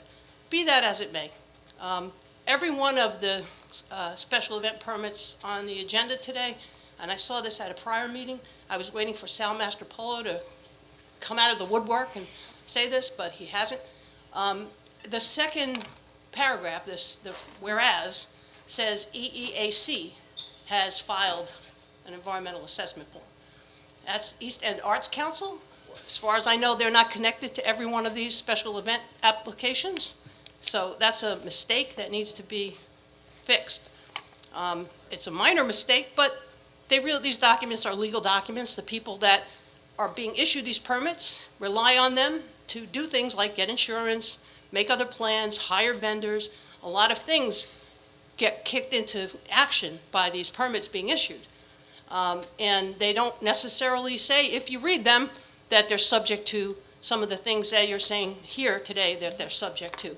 And Bob will be able to tell you what happens when permits are issued and then the town says, wait a minute, this isn't going to work, it's not safe. The town was involved in very lengthy and costly litigation and settlements with an event like that up at EPCAL many moons ago. 2003. You remember that, huh? And that was, well, he's never going to forget. He still has PTSD from that, I think. But, so, and that brings me to my final point, is I, for one, would appreciate the town board going back to reviewing the resolutions at work session together, rather than have the deputy supervisor sort of read off the titles of each one and go rapidly through them the way you do, because I think they could use a more careful reading by board members so that board members know exactly what they're voting on when they vote. And sometimes I think it's fair to say that it has been questionable from time to time. It's a lot, there's a lot on your plates and a lot on the agenda every week, and taking a few extra minutes at work sessions, which was something that was always done, to review the resolutions together, and, so that way you can also explain them to the public when you go to vote on them, rather than just read the title and say, this is what this resolution is doing. That was always, until recently, might have started in the last administration, I'm not sure, but that was always how resolutions were offered. The person offering the resolution would say what would happen, what it was about. And I just think for clarity's sake, that's just a better, way to conduct town business at meetings. And that's all I have to say, and Tim Gannon, Okay. don't write any of this. Okay. So Denise, Denise has been a practice for quite some time, even before I took office. So I just want to clarify, what you're saying is the resolution gets read and people pause for comment, or I'm just trying to figure out, they're read and a lot of times we do make comments on them, right? Don't we? In that. Yes, I can tell you firsthand, I work on these all week long. I'm going to town Well, trustees. but since you asked, I mean, constant homework before today. People, I understand, do varying degrees of homework on different topics at hand, and that's of necessity, but at the work session before the meeting, the town board always went through the agenda together, and it wasn't just like listening to someone reading the titles off, and, had discussions about these things. So, and I just think that would be beneficial, but just my opinion. Okay, so how do you, one second, how do you report that you're the editor to the local and you came up to the town board meeting? I'm curious, how do you report that? Aren't we? Trying to figure this one out. I was thinking about writing an editorial about this, but I thought it would be more polite to say it here when not too many people are listening. Okay, thank you. So Tim just Gannon wondering- will do the story on her. Denise, and then Denise does the And then stories Denise on will Tim. comment on his story. Is that how it works? Taxpayer. That's it. Exactly. So, yep. Uh-huh. So what are you referring to when you said that has been the practice? In the past, they were just read, the former supervisor who's here, Laura Jen Smith. She They used to weren't read actually. them. We No, used to. just out we of actually yeah, go used to. Just one second. We actually used to go through them. We used to go through and, I mean, for me, I can't agree more on discussing more things in work session and going through the resolutions and talking about each one. What's great, I mean, yes, I do my homework too, on everything. But we But, can, well, we- let me just, We always Ken, make if I comments. could just finish. But when we discuss it at a work session, one, the public is hearing it too, and also we have department heads and people here that we can refer to, or that wrote the resolution, or have more knowledge on it. We can call people down from the town attorney's office. So it's much more appropriate to discuss the resolutions at the work session, instead of just reading through them. You know, Well, I just want to make a we should be comment. informed and the public should be informed. Absolutely, and we have, and when they're read and no one makes a comment, in the past, we've all made comments, including yourself. You have your former running mate here, the former supervisor, and this is an issue, and, you know, some of this stuff, if you're thinking it's an issue, we are a board, you should discuss with it instead of saying, this is wrong, and I'm on TV. Stop running for office under a town board meeting. I refuse to allow that, okay? We And need the to only work one who's cohesively. politicizing things is you, No, actually. no, you are, you bring your former running mate here, Laura I didn't Jen bring Smith. anybody Yes, here. you did. Excuse me, You're good. Supervisor, but I'm here as a resident of this community, Okay. so And you still ran for office. please watch what you're saying, because you're making assumptions here that are absolutely Okay. not true. I am coming here speaking as a resident of the town of Riverhead, and if you feel that it's not appropriate for me to speak here, I think that's a very We never disservice to said people in our that, community. we never said that. So, Would but you're proceed? saying, you're insinuating that I'm being brought here for Okay, a reason. Miss Laura Jen Smith, let's move forward with the town board meeting. You're gonna make comments? Yeah, Would you I do. please go forward? So Thank I you. have a comment on resolution number 21476. It's the application for the Bob Feller Act of Valor Foundation. It's similar to what Ms. Civiletti was bringing up. This is a resolution that is before you today for approval. I know that many of the town board members here have worked diligently and exhaustively on Chapter 255 applications, and I think it's a disservice to those putting the applications forward if you approve the application with conditions that are not listed in the resolution. There's there's a resolve that they will be reviewed by the fire marshal, but when you approve that resolution, you're approving date and time, and as Ms. Civiletti said, that does put a lot of things into gear. People are selling tickets, they're getting to do stuff. You know, we're one of the few towns that still allows the Chapter 255s. I've heard you guys say up here, you know, with the racers coming in, the drag racing, how much money it's going to bring into the community, how much revenue and everything else. And in order to keep those things happening, we need to make sure that the safety and welfare of people coming to these races are in place when these applications are approved, and that's part of this process. When you say, yes, I vote yes to approve this, you are saying that you've reviewed these things and you're okay with it. To say the condition where you have the police chief here saying he hasn't even reviewed this application, which is going to take place in the same place as another event that is really a landmark event for the town, this races, that I think a lot of people want to see succeed in this town, to then throw another one on top of it without proper review and say we can take a look at that later, I think it's a disservice, especially to this Valor Foundation at this point. So I think that you should either table the resolution and look at it when you've had a chance to look, so when you approve it, what you say is actually been reviewed. Thank you. Okay. Anyone else want to go forward? I don't think it's appropriate, I'm just gonna say lastly, I don't think it's appropriate to always mention when someone comes to the mic that they ran previously or that they're running. I don't know. We're here to do the people's work and not Absolutely. talk about political stuff. But some of these topics are political, and they're done to sway people, and let's just move forward. Sir, can you please identify yourself and tell us where's Devin? We need, and anyone in the, we do have comments on resolutions? Good. Okay. My name is Jim Flood from Aquabog. Hi, Mr. Flood, how are you? I'm commenting on the marijuana cafe Okay. situation. I actually was surprised I was able to make it. I had a doctor's appointment in Setauket, and I was surprised it went this long, and Okay. I'm so glad I was able to, at least give my ideas.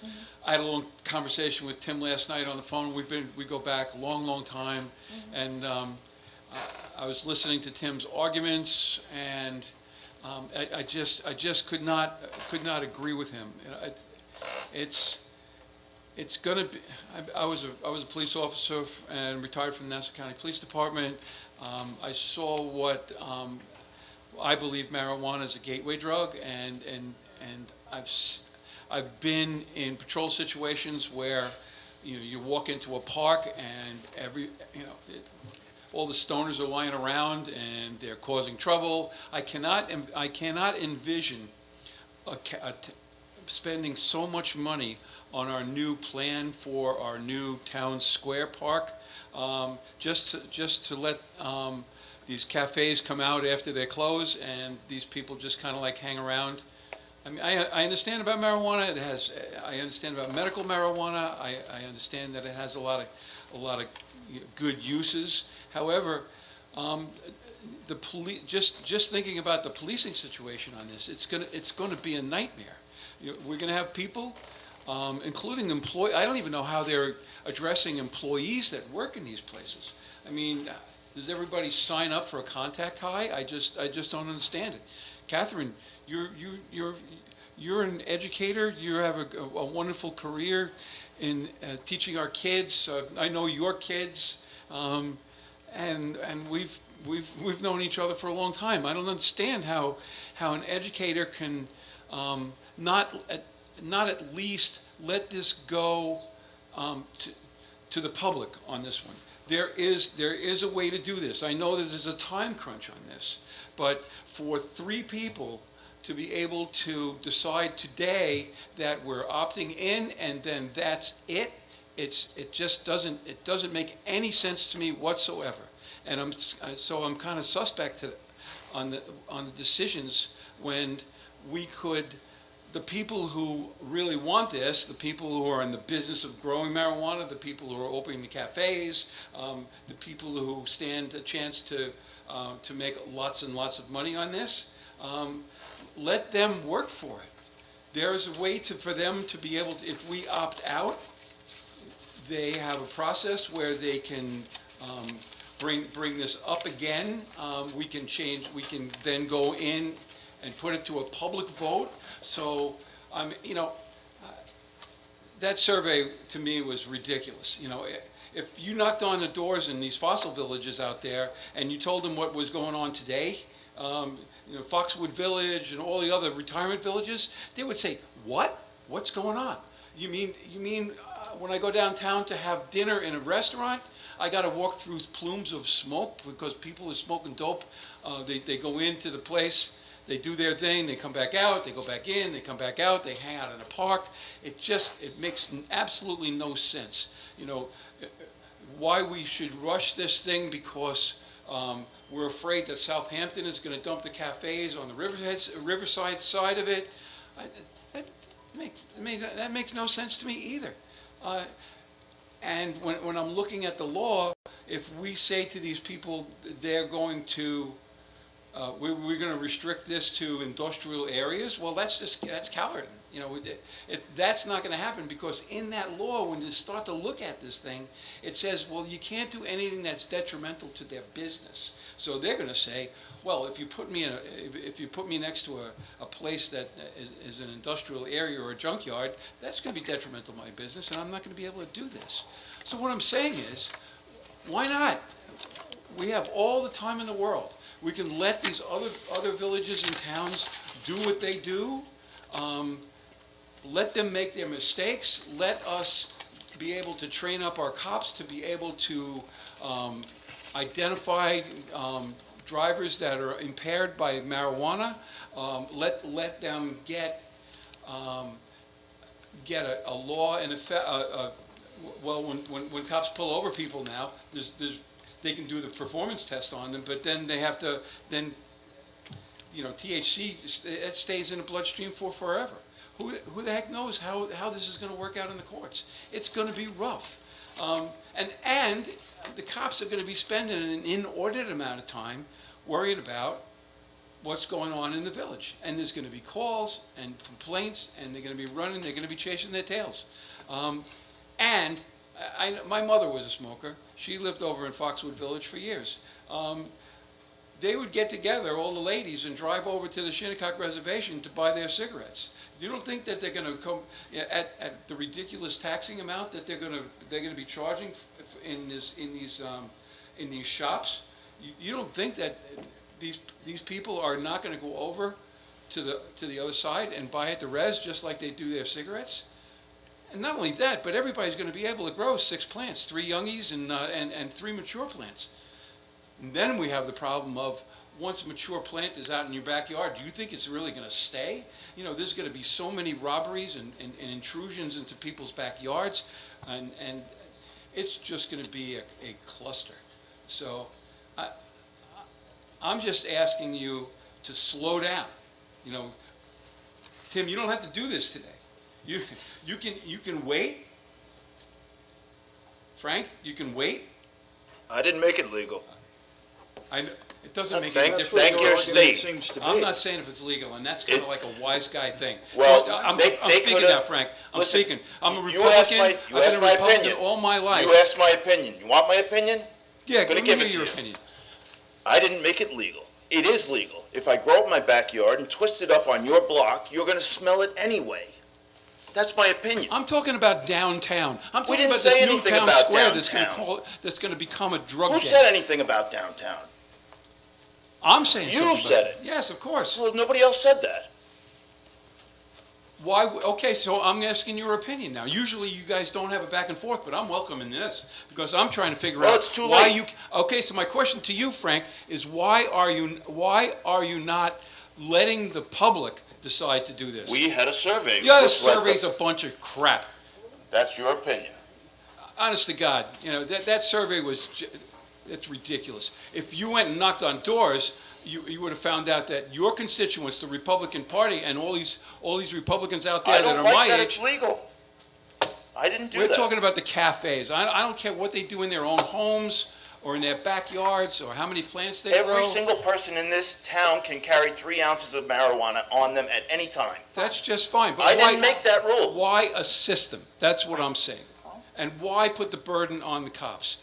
Why not let them, why not let the public, why not let those businesses be forced to push a referendum so that in November, we can actually get the people who are vote to decide whether they want this or not. That's what we're looking at. Right now, 3 people are going to decide how this goes. 3 people. And Frank, I'm wondering, I've heard more than 5 minutes out of you. oh, you're going to hear a lot more than 5 minutes, Frank. Oh, good. Because Keep coming. you've never dealt with me before. No, and I won't. So when all this goes down, I'm going to be out there reminding you of. I didn't make of it the- legal, buddy. Of the crap show that you've created. Thank you. Okay, anyone else? Chip, can you bring someone forward? Yes.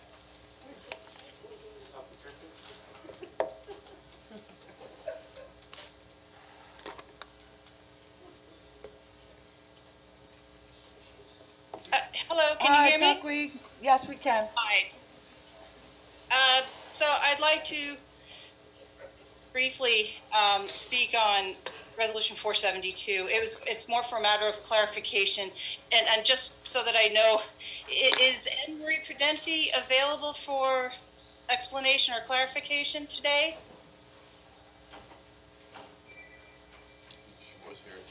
She was here. You froze up. What's the Hold on. question? We'll get her. She's never far. Okay. You're back, right? Anne Marie, she was looking for you. I'm looking for clarification on timing. I know that when she presented at the last meeting, she said that there's a short time frame if this is to go to referendum, to be able to go to referendum. And my question is, if you allow this to go to referendum today, if you allow it, you would be voting no or yes? Okay, I think I understand what your question is, and I hope I do, and if I don't, you'll just rephrase it for me. Okay. What Cannabis Law, Article 4, Section 131 states is that if a municipality would like to opt out, they may do so by a local law subject to a permissive referendum set forth in Municipal Home Rule Law 24. Home Rule Law, Municipal Home Rule Law 24 provides that the local law of the town board shall not be effective for 45 days. During that 45-day period and prior to the conclusion of it, if 10%, and it's just better for me to read from the statute, if 10%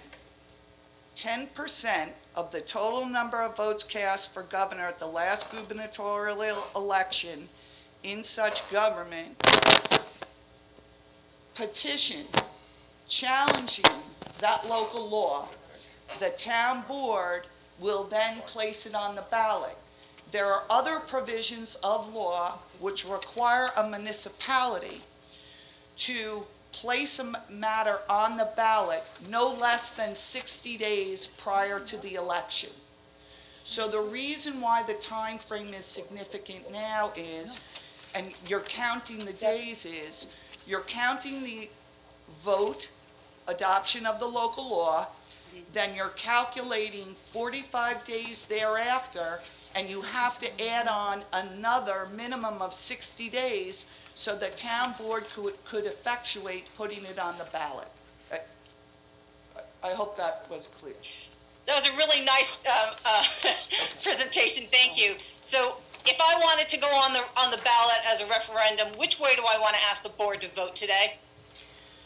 So if you would like it to go to the people in a referendum, yes, you would ask the town board to vote in favor of the local law to opt out. Ah, okay. So I would like to see the most amount of control possible in our town over this subject. So in order to affect that, I would ask that our town board vote to allow it to go to referendum. Right. And that's Yes. all I have to say. That's all I have to say on the pre-resolutions today. Thank you very much. Okay, Talkie, so you're voting, you're in favor, so, yes. And, anyone else? Chip? That's it. Oh, we got one more. Welcome back. Hi, just John McAuliffe again. I just think we need to be clear that if people who favor allowing it to happen are going to have to work very hard to get 10% of the population to sign a petition. I mean, you're doing one, if you'd vote to opt out now, if somebody can't put together a petition in those 45 days, doesn't make any difference what you've done in terms of opting out, if I understand it. That's really how this situation works, so that people who favor legal use of marijuana will have to get a petition signed. It's also, I think, something needs to be clarified whether people can separate the questions, whether the question of allowing retail sales could be one part of a referendum question, and the question of lounges could be another part of a referendum question, so that people would be able to fine tune it. And I just don't know whether Bob knows I don't think that. you could do that. It's either one way or the other. I think you have to look at what the section says as far as the application. No, you can't. And it would have to be a referendum on the entire matter. Yep. I'm sure Anne Marie may be able to Anne Marie, did you want to comment clarify on that that? too. We I don't know think you can that separate he them can't. out. If it goes to referendum, can it be two different pieces, or No. you have to do both? I'd like to have our Just to town clarify. attorney, deputy So- town attorney. So that's an interesting question, and quite honestly, I would like the ability to research it before I give a definitive answer. Okay. The one thing I just want to comment towards your comments is, this is the ability, now is the time to exercise your ability to opt out for retail and/or on-site consumption because of the December 31st deadline. The supervisor pointed out last work session, I believe, really identified the point. If the town board opts out, the town board may, at a future point in time, reverse itself and choose to opt in. Councilman Rothwell, I delayed and deferred the question on that issue, had asked me, if we later, quote, opt in, can we then share in the revenue? Answer, yes. Yes. I went through the entire provision, and yes, if at a future date we opt in, we can. And then all of you also know, I've been stating this at the microphone, if the town board, quote, does not opt out and meet that deadline, the town may adopt time, place, manner restrictions and saturation limits and things like that. So. Okay, and Anne Marie, I just want to add, you can't divide them. I checked with other attorneys, and some of them are town supervisors, and we did have a meeting, and either you are for both, or you can't do and/or. So, yeah. And Anne Marie, can I just thank you, Anne Marie, because Thank I you. asked you You've a done a lot of questions, and you did a lot of research, You and so did. I thank you. She does a lot of Thank research. you. I also Yes, realized John- that I said it the John, wrong way. you're back? Yes, well, Yeah. I just am correcting myself. Okay. That's all. You're reversing where you stand. No, I'm not reversing where I stand, I'm correcting what I said. If you opt out, you've opted out. If people want to reverse you, then they have to do the petition, and that's what goes to referendum. But your opt-out stands until you're overruled by Voting. vote, or we choose to yourselves, opt in or later. your successor board decides to go a different direction. I misstated it. If you opt out, we're out, Okay. unless one of those things changes it. Okay, Sorry. we knew it, John. All right, anyone else? Supervisor, I just wanted to make a comment to Denise Civiletti. When you asked about the Chapter 255s, and there's I just don't want it to feel that during a work session, we run right through them, and I receive them, as all members of this council and the supervisor, when they're received by the town clerk's office, they're extremely proficient, and they send it to us right away. That's when I begin to research it. I read every application, I look it over. I'm here in town hall almost every day, and I get up and I go see the attorneys, I go to the town clerk, I make contacts with people. The work session, to me, is more of a formality of what we are going to discuss in the actual town board session, what we're going to be voting on. And so my homework begins when I receive it. It continues right up until the moment I'm going to vote. But when I made a comment earlier, I was simply stating that sometimes that we may like an event, love an event, want it to happen, and sometimes the police chief can bring something, a safety measure, to our attention, as well as the fire marshal, something that perhaps we didn't consider. And that's why I appreciate their work, that when we vote yes, it means I want to have the event, I want to see this come to fruition, but I'm glad I have a safety net behind me within the police chief and the fire commissioner to back us up. The work session is not a formality. The work session is where we are supposed to be talking these things and hashing them out. And actually, at the work session, that's where in the past, we brought different department heads and different people to the table. Yes, I read everything, and I do come prepared at the work session to ask questions on the rezos. But the work session, we are not doing enough at work sessions, and I am very concerned about it. We don't discuss topics at a work session, and I brought this up before. I am also very concerned how many topics are just kind of hashed out within emails.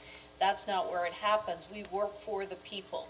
When we're having discussion, we need to be having it publicly, and so that the public knows the work we're doing, and so that they are fully informed. But So you- I do not feel, Ken, that the work session is just a formality at all, and if it is, that really concerns me. But then And why that's don't why you, it's called a work session. but why don't you bring up anything? I haven't heard you ask any questions about We any of do, the 255s. we, I bring up- hold on a second, we always put up, Councilwoman Kent, you've asked stuff to go on the calendar because you want to discuss it.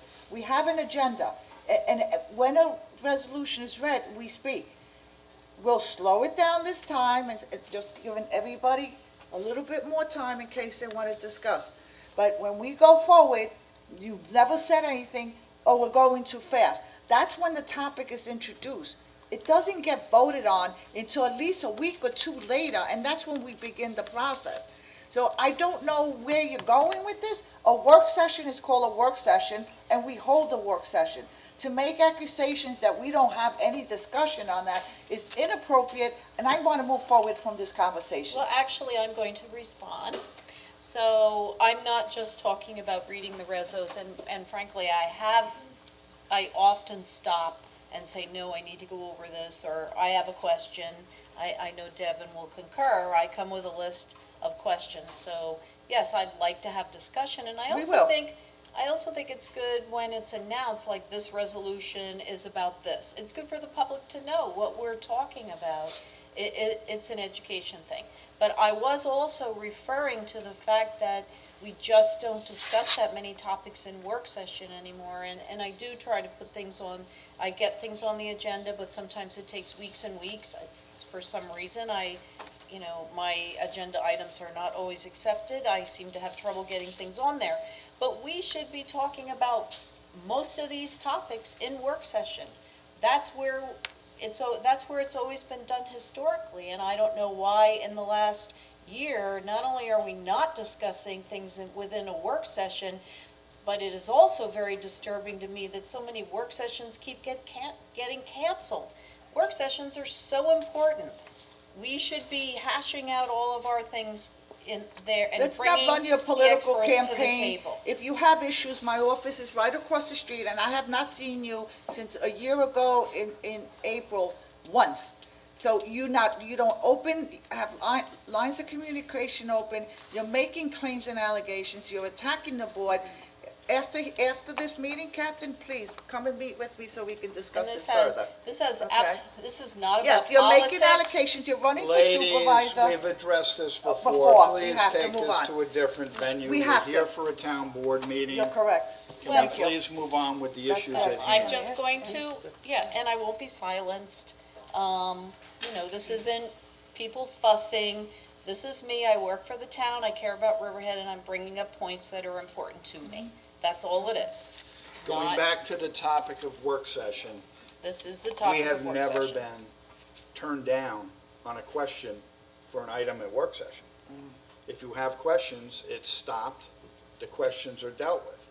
No, So I if haven't been turned down on a question, but I have had problems getting things on the work session Okay, agenda. that's a different, That's discussion. a statement that you're making. Sometimes the calendar is full and we discuss it. Or, by the way, you call up the day before the work session to put something on that the board doesn't know anything about. We need to give enough time for the board to understand and do some of the research. Like, Tim, the other day, That's we simply did not with the, true. hold on, with the congressman, I needed time, and we found out he was part of Illuminati.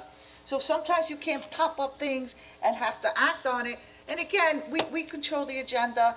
If you think it's very important and it's critical, we usually do, again, let's leave that from when you're running, put it on your palm cards, whatever it is that you want to do. We need to move this town a little forward in this respect, and I think there's no one else with any other comments, correct? On the resolutions before Well, us? I did, by the way, I want to clarify, I didn't request to put, I wasn't requesting, never sent a request to put Mr. Hoffbruckner on the agenda, but, You can go back to the meeting. and this is, We can the go back fact to the that meeting that somebody- you said he was disrespected by the board. he was. Okay, yes. yes, it was, you said it more than once in the meetings, and you said he should be able to speak. Regardless, again, this is something that we need to move on. So, Catherine, I am asking you, if anything, why don't you meet me? I'll stay until tonight. If you have something to do after the meeting, I promise I'll stay until at least 10 o'clock so Well, we can discuss. And I'm going to say that's simply not true. When you Okay. asked to meet with me, I actually sat in my It office. has not happened, okay. Let's Resolutions, move it. please. Resolutions, please, Devin, please call the resolution so we can move forward. Jesus Christ. Thank you. Okay, I think Diane, if I'm we're sorry, ready for public, resolutions? this. Sure. Great.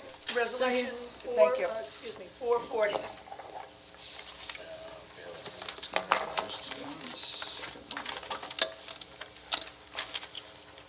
Resolution 440 rescinds resolution number 2021-414. So moved. Seconded? Vote please. Rothwell. Yes. K-Rod. Yes.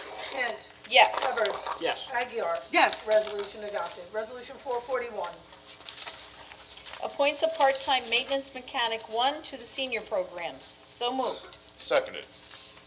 Vote please. Rothwell. Yes. K-Rod. Yes. Kent. Yes. Hubbard. Yes. Aguirre. Yes. Resolution adopted. Resolution 442.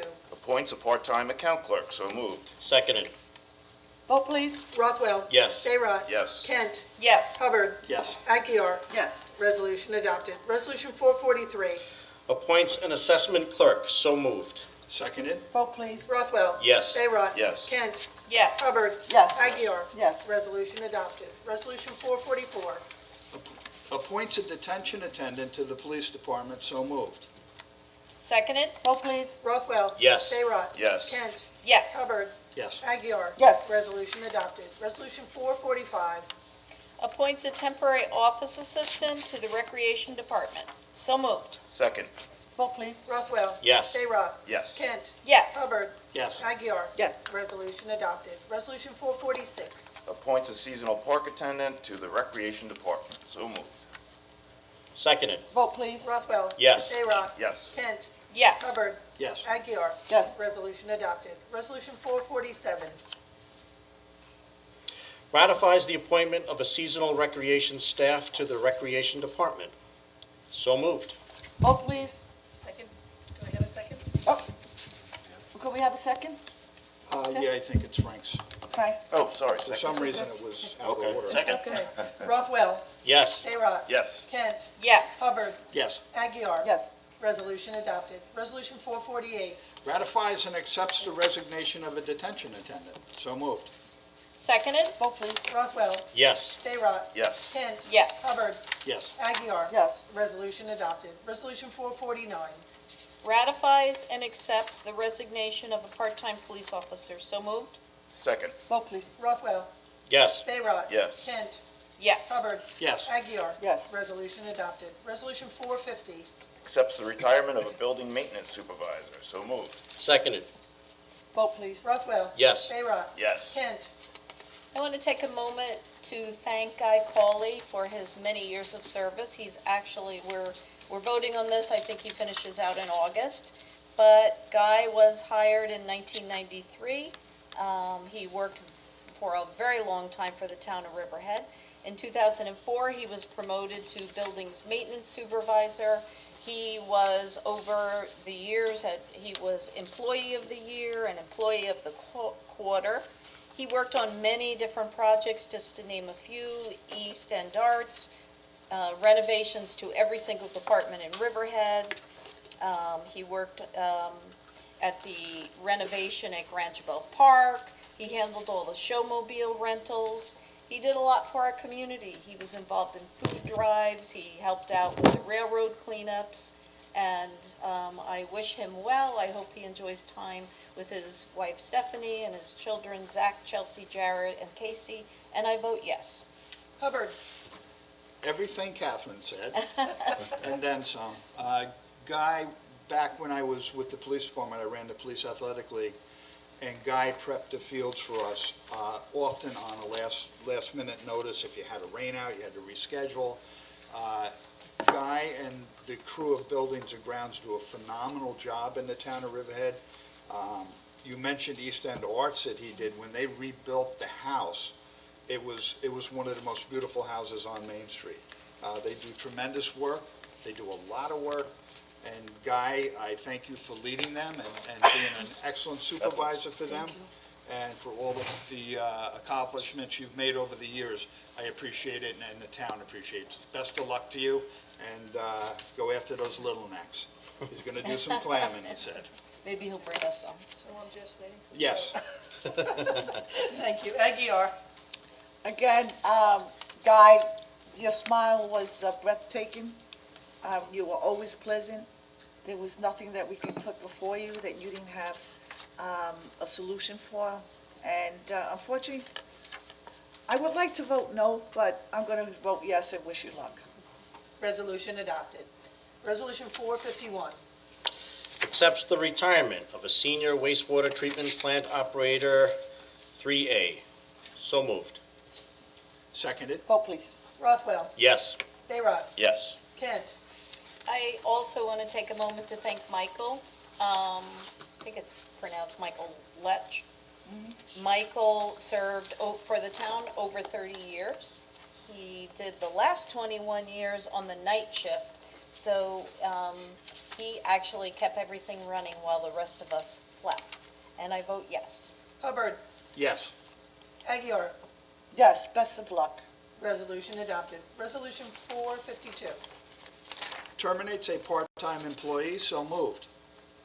Seconded? Vote, please. Rothwell. Yes. Bayrock. Yes. Kent. Yes. Hubbard. Yes. Aguirre. Yes. Resolution adopted. Resolution 453.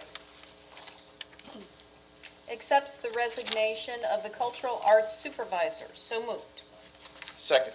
Vote, please. Rothwell. Yes. Bayrock. Yes. Kent. Yes. Hubbard.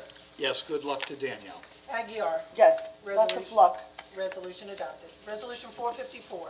Promotion to senior account clerk, so moved. Second.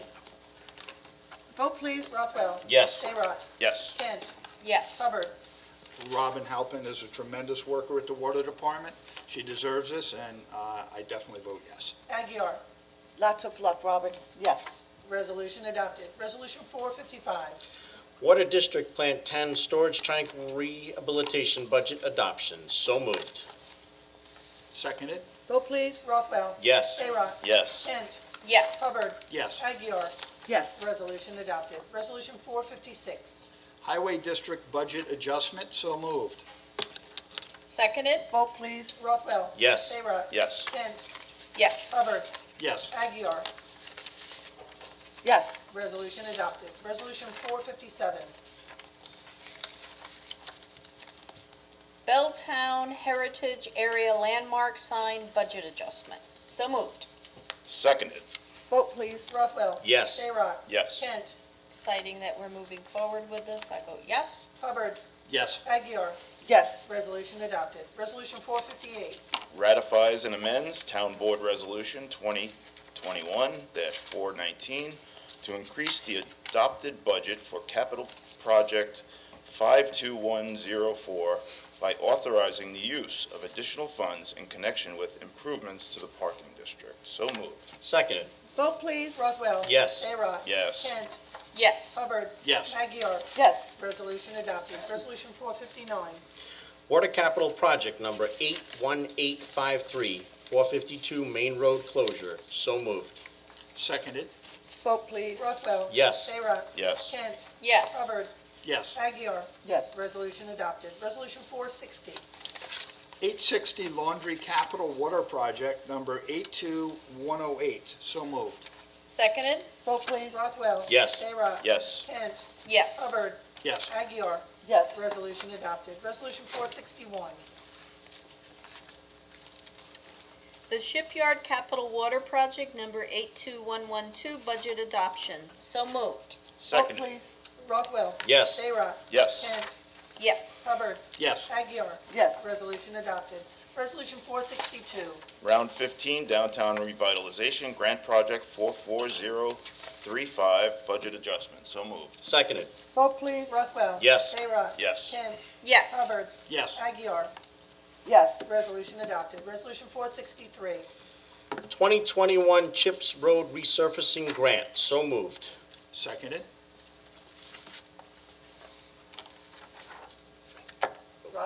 Rothwell.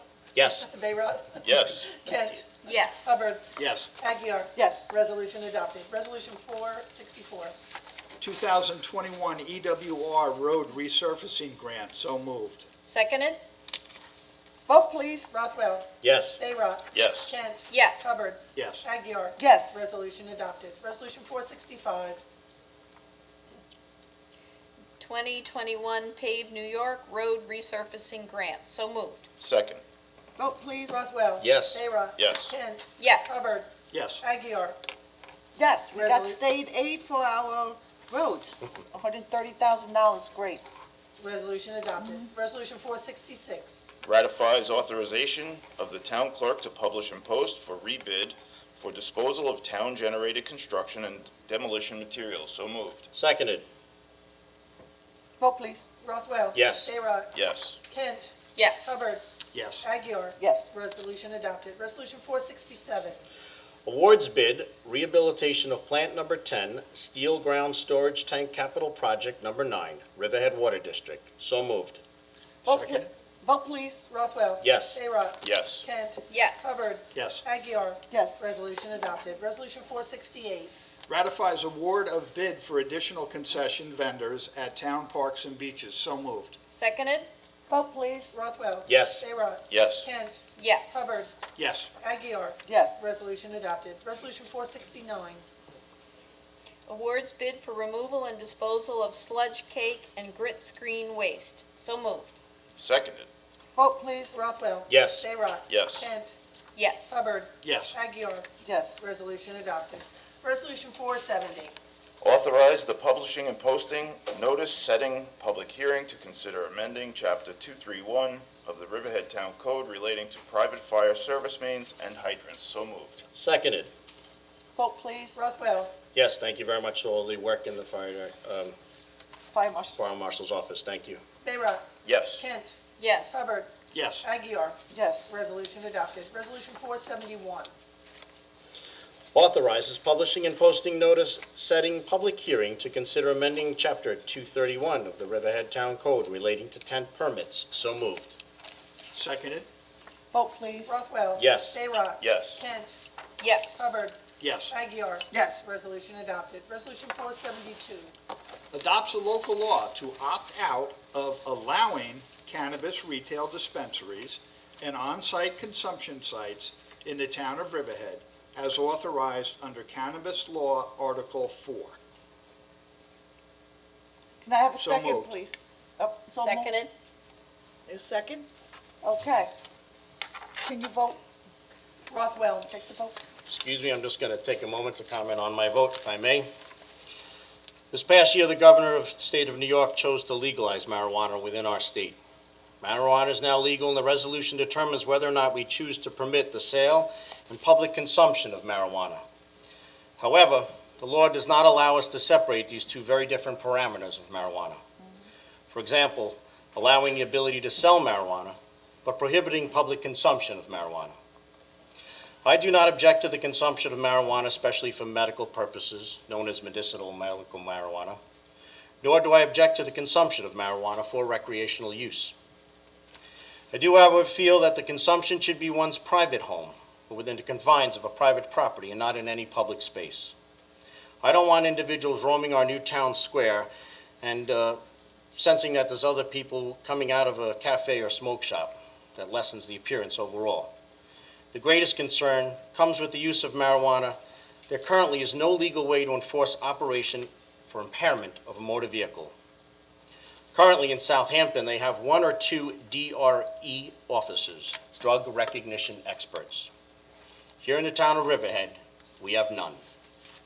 My greatest fear is that we can't enforce someone leaving an establishment, getting into their car, and driving home impaired.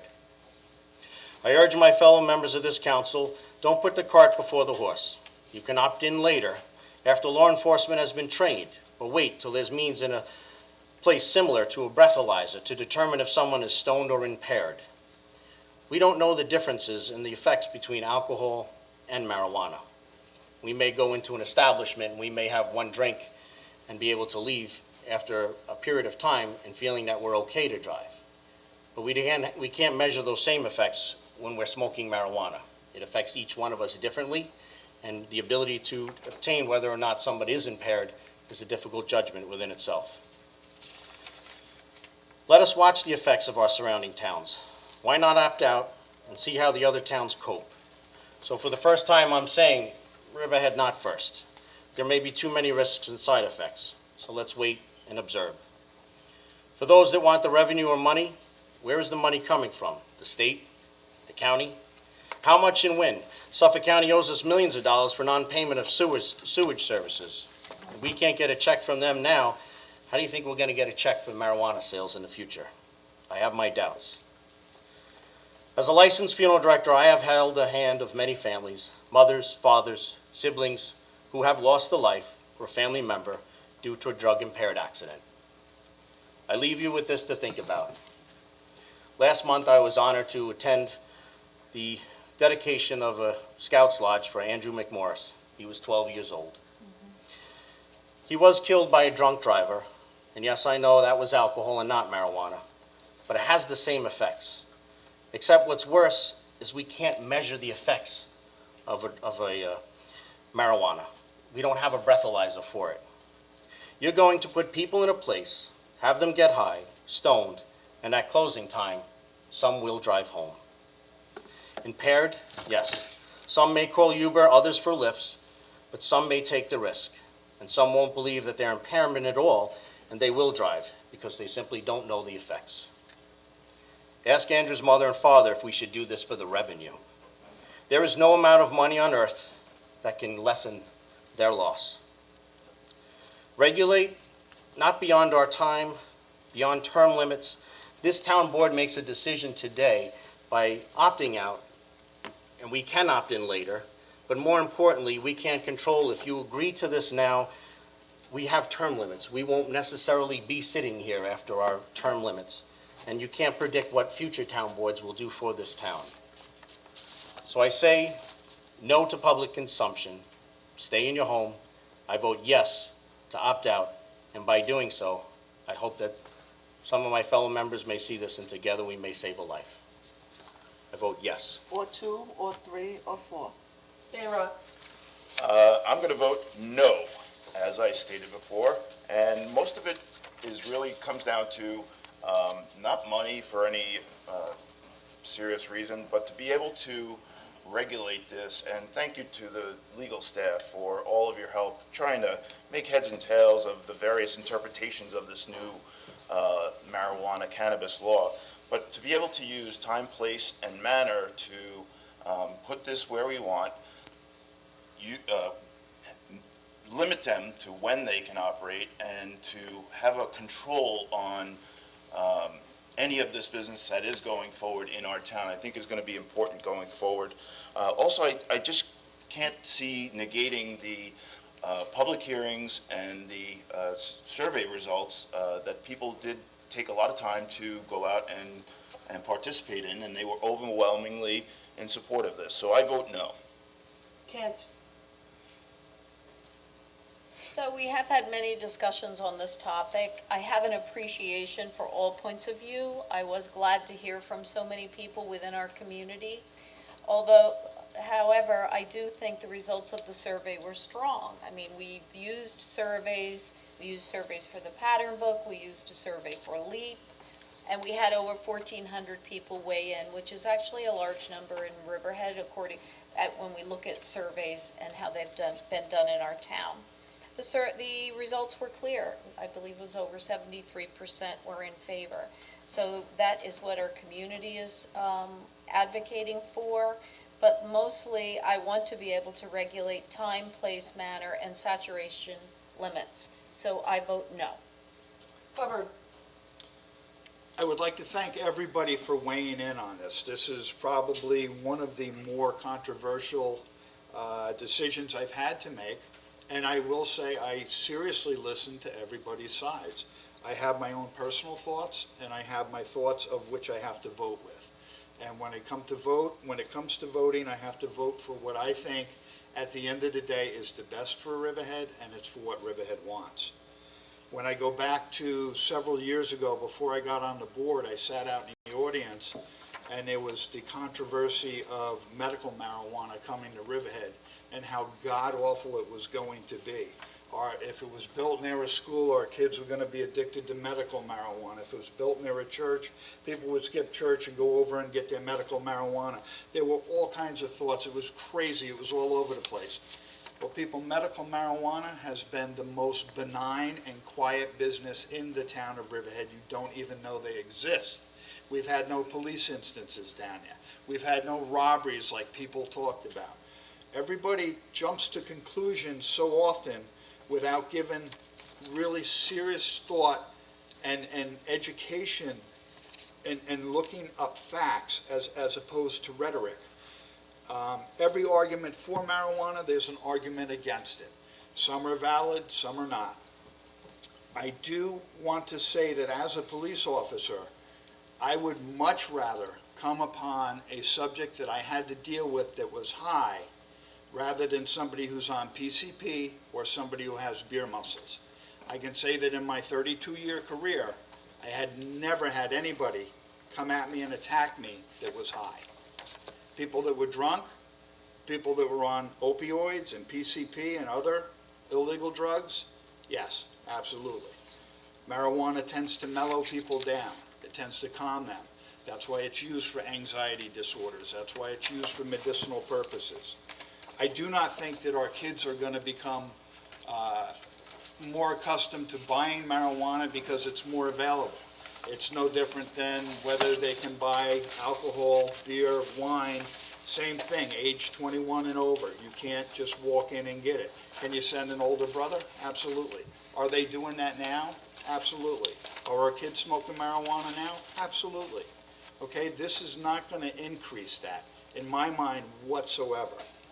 One thing that does scare me, that if we don't regulate this, and if we say, forget it, let's opt out, the black market in the town of Riverhead for marijuana is going to thrive.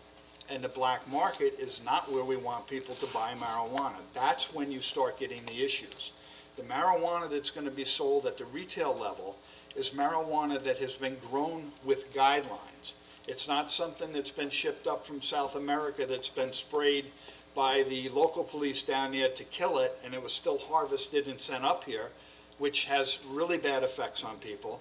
This will be grown in an environment where we know it will be done in the safest manner it can be. There is revenue. I'm not looking past that. That is important. The option for us to be able to control where it is and where it isn't. Mr. Flood, I love you dearly. I've known you many years. But I don't envision our town beaches and our town square being loaded with people standing there getting high. We can control that as a town. No different than we would have let somebody at the town square stand outside completely intoxicated and continue to drink. We don't allow cigarettes to be smoked on our town beaches. We don't allow alcohol on our town beaches. Marijuana is going to fit right into that same groove. It won't be allowed on our town beaches. We can enforce that to our town parks. We as a town have the ability to do that. For the many benefits that I see allowing the sales and controlling it and having a lounge and controlling where it may or may not be, I vote no. Say yes. I vote no. Aguirre. Okay, I would like to make a statement. I fully support medical marijuana, as most people do. This is not the issue here. Unfortunately, there are way too many questions, way too many unknowns regarding the new legislation, with no answers or guidance from New York State. The survey that I personally created with the assistance of Anne Marie, we've never in Town Hall until last year ever conducted surveys. I implemented the software. It is not an absolute. The survey, as mentioned before, it said that 73% of the people chose to vote for this legislation. No, it was 73% of the people who responded. That was 4.2%. What happened to the other 95%? So a survey should be used as a tool, and you need to gather information from the entire population. There is no indicator as to this new legislation of the resources that are going to be provided to law enforcement to safeguard our roads and our residents. I spoke with many police departments within the last few months, including the New York City Police Department, the Suffolk County Police Department, including the Riverhead Town Police Department. They are against the use. They are against, not simply because of the marijuana, because their inability to act in a law enforcement capacity and safeguard our public. I am extremely concerned with the issuance of state delivery licenses, which no one has addressed, and I tried to contact the state, and I was able to get nowhere. We're talking about the state issuing delivery licenses. It's not clear to me where these deliveries may take place, or what controls are in place for businesses, for private homes, for government buildings, or location where our young children are present. Marijuana use does not belong in downtown Riverhead or anywhere near downtown, and I want to make that really clear. It really doesn't. I am extremely concerned that the products laced with marijuana that are being packaged right now as we speak and sold in Suffolk County, marketed to mimic trademark candy sold in supermarkets and candy stores here on Long Island. The packaging is purposely designed to look identical and can easily be mistaken by parents and adults. The Drug and DEA put up some of these pictures to inform our law enforcement. This is what they are. They're gummies. Okay, they're available here in Long Island to our children. Here's a Skittle picture. All these can be found online or the DEA, the Drug Enforcement. We have the nerds that are being out there, which we're told are the favorite. At Suffolk County, our Suffolk County supervisor for the supervisors of Suffolk County, who is a colleague of mine, has recently, well, not him per se, a member of, I'm not going to give up who the person is, a member of the Suffolk County Supervisors Association, recently put on sunglasses and a hat and entered a smoke shop in his town nearby. He asked to purchase the candy known as gummies. The individual reached out behind the counter and he provided him with gummies laced with marijuana.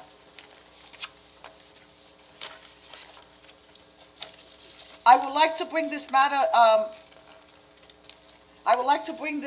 to a public vote. That is my choice. At a minimum, we need to pursue the option of opting out until we have created the public safeguards that are needed for the control, for the use, for the sale, the detection, in order to protect our residents, especially our children. If we opt out, means that we are not choosing to accept this legislation. We can later on accept it and have the safeguards. I see no damage in that. Further, I'm not sure of the monetary front we may receive, which is very dubious at this moment. I do not believe I should be pursuing the state taxes when people are now permitted to grow marijuana in their own homes, and it may be purchased in Indian reservations tax-free. This may be a carrot that is presented to us, and I'm sorry, I am not going to bite the carrot concerning funds when we know that people can grow it and possibly even sell it from their homes. Furthermore, my concern is not about the amount of money which will be generated. It's about the safety, the detection, the prevention, the control, the proper designation of use locations, and to protect the public at large. Last week, I wrote to the Governor Cuomo requesting a letter requesting answers to 10 concerns. And I hope, and I know that it was, I believe it was middle of last week, and it's only a week, but I hope that these questions came from the public to me. Today, we received a tremendous amount of phone calls. We could not return. We didn't have the time of the day to return the amount of phone calls that we had to return to the public, and not one call was to accept this legislation. We have two considerations here, and it's something that we should have looked at in a more myopic manner. We had the option to opt out, meaning not allow this to happen and address all our concerns and have it in place. Thereafter, we can still get back in and receive the so-called tax revenues, but we would have had a safe system in place. We also had the option of putting this up for a vote under a permissive referendum and bring the issues to all of Riverhead voters. Either of these two options will be a better approach, in my opinion. I do not see the hurry here. The Suffolk County Supervisors Association does not support this. Many municipalities across do not support this. I have letters here from the clergy. I have letters from the Long Island Addiction Services chapter, 2 different Long Island chapters saying, please take a break, hold on. I respect the vote of my colleagues, as I always will. But the decision to vote right now and allow the retail sale and use of marijuana, I can't do this at this moment. I'm voting yes to allow this for a future date, to entertain this and not accept this designation until we have a better clarification concerning the state legislation. Thank you. Resolution 472 is not adopted. Resolution 473. Approve special event, Chapter 255, application for Jamesport Firemen's Annual Carnival Bazaar, July 20th through July 24th, 2021. So moved. Second. Rothwell. Yes. Bayrock. Yeah, I'm really glad to see this coming back. This is a great event. Kent. Yes, I actually really enjoyed the Jamesport Carnival. I vote yes. Hubbard. Always a summertime memory every Yep. time it comes up, and a Yes. good memory. Yes. Aguirre. Yes, absolutely. Resolution adopted. Resolution 474. Approves a special event, Chapter 255, application for Rugged Maniac Long Island. So moved. Seconded. Before you vote, on this resolution, 475, 476, and 477, as pointed out by the speaker, the second whereas in each of them references EEOC. And with regard to 474, the EEOC should be replaced by Rugged Maniac Long Island. On 475, it should be replaced by Long Ireland Brewing. On 476, it should be amended to be replaced with the words Bob Feller Act of Valor Foundation. And on 477, EEOC should be replaced with Darkside Productions, Inc. Resolution 474. We moved it and seconded it. Did we? Did you? Okay, Yes, great. it was moved and That was- seconded. Okay. Good. Can you vote, please? And we'll do with that amendment. Rothwell. Got it. The amendment, yes. Bayrock. Yes. Kent. Yes, as amended. Hubbard. Yes. Aguirre. Yes, as amended. Resolution adopted. Resolution 475. Approve special event permit, Chapter 255, application for Long Island Brewery. So moved. Seconded. Vote, please. Rothwell. Yes. Bayrock. Yes. Kent. Yes. Hubbard. Yes. Aguirre. Yes, apparently just recently they purchased a lot of patio equipment to enhance their business, and that's helping out with the outside dining, so absolutely, yes. Resolution adopted. Resolution 476. I'd like to make a motion to table Resolution 476. I'll second Any it. seconds? Second. Okay. And I agree, Tim. I think that I'd like to get the report from the chief since we have two events on the same day. Yeah, I've asked for this at prior meetings with the Chapter 255s. I don't like them coming to us until they've gone through the process far enough along that we can make an educated decision. This is not far enough along for me, so I make the motion to table. Rothwell. We're voting on to table To it? table. I've done my homework, so I'm going to vote no. I'd like to see Okay. it proceed. Bayrock. Yeah, I'd like to figure out the time references and make sure that they're both accommodated. I think this is going to be a great event, but I vote yes to table. Kent. And I agree, I think this is a really cool event, but I think we need to work out all the details on it ahead of time, especially since it's the rain date for one of the drag racing. I'd like to hear from the chief. He generally gives us good feedback, so I vote yes to table. Hubbard. Yes to table. Aguirre. No to table. No? Nope, I think I have enough. I've seen the application, I've studied it. It's just a matter of figuring out rain dates, and it's okay. We just move forward and, Resolution adopted. Resolution 477. Resolution was to table. No, the Ta- resolution. Oh, I'm resolution was sorry. Table You're right. was I'm sorry. adopted. Excuse me, yes. Okay. Yes to table Resolution 476. Sorry. it's adopted. Good. Move on to Resolution 477. Approve special event, Chapter 255, application for Darkside Productions Incorporated, Darkside Haunted House Halloween event, October 1st, 2021 through October 31st, Halloween, 2021. So moved. Seconded. Vote please. Rothwell. Yes. Bayrod. Yes. Kent. Yes. Hubbard. Yes. Aguirre. Yes. Resolution adopted. Resolution 478. Approves the application for fireworks permit of Jamesport Fire Department, Saturday, July 24th, 2021. So moved. Seconded. Vote please. Rothwell. Yes. Bayrod. Yes. Kent. Yes. Hubbard. Yes. Aguirre. Yes. Resolution adopted. Resolution 479.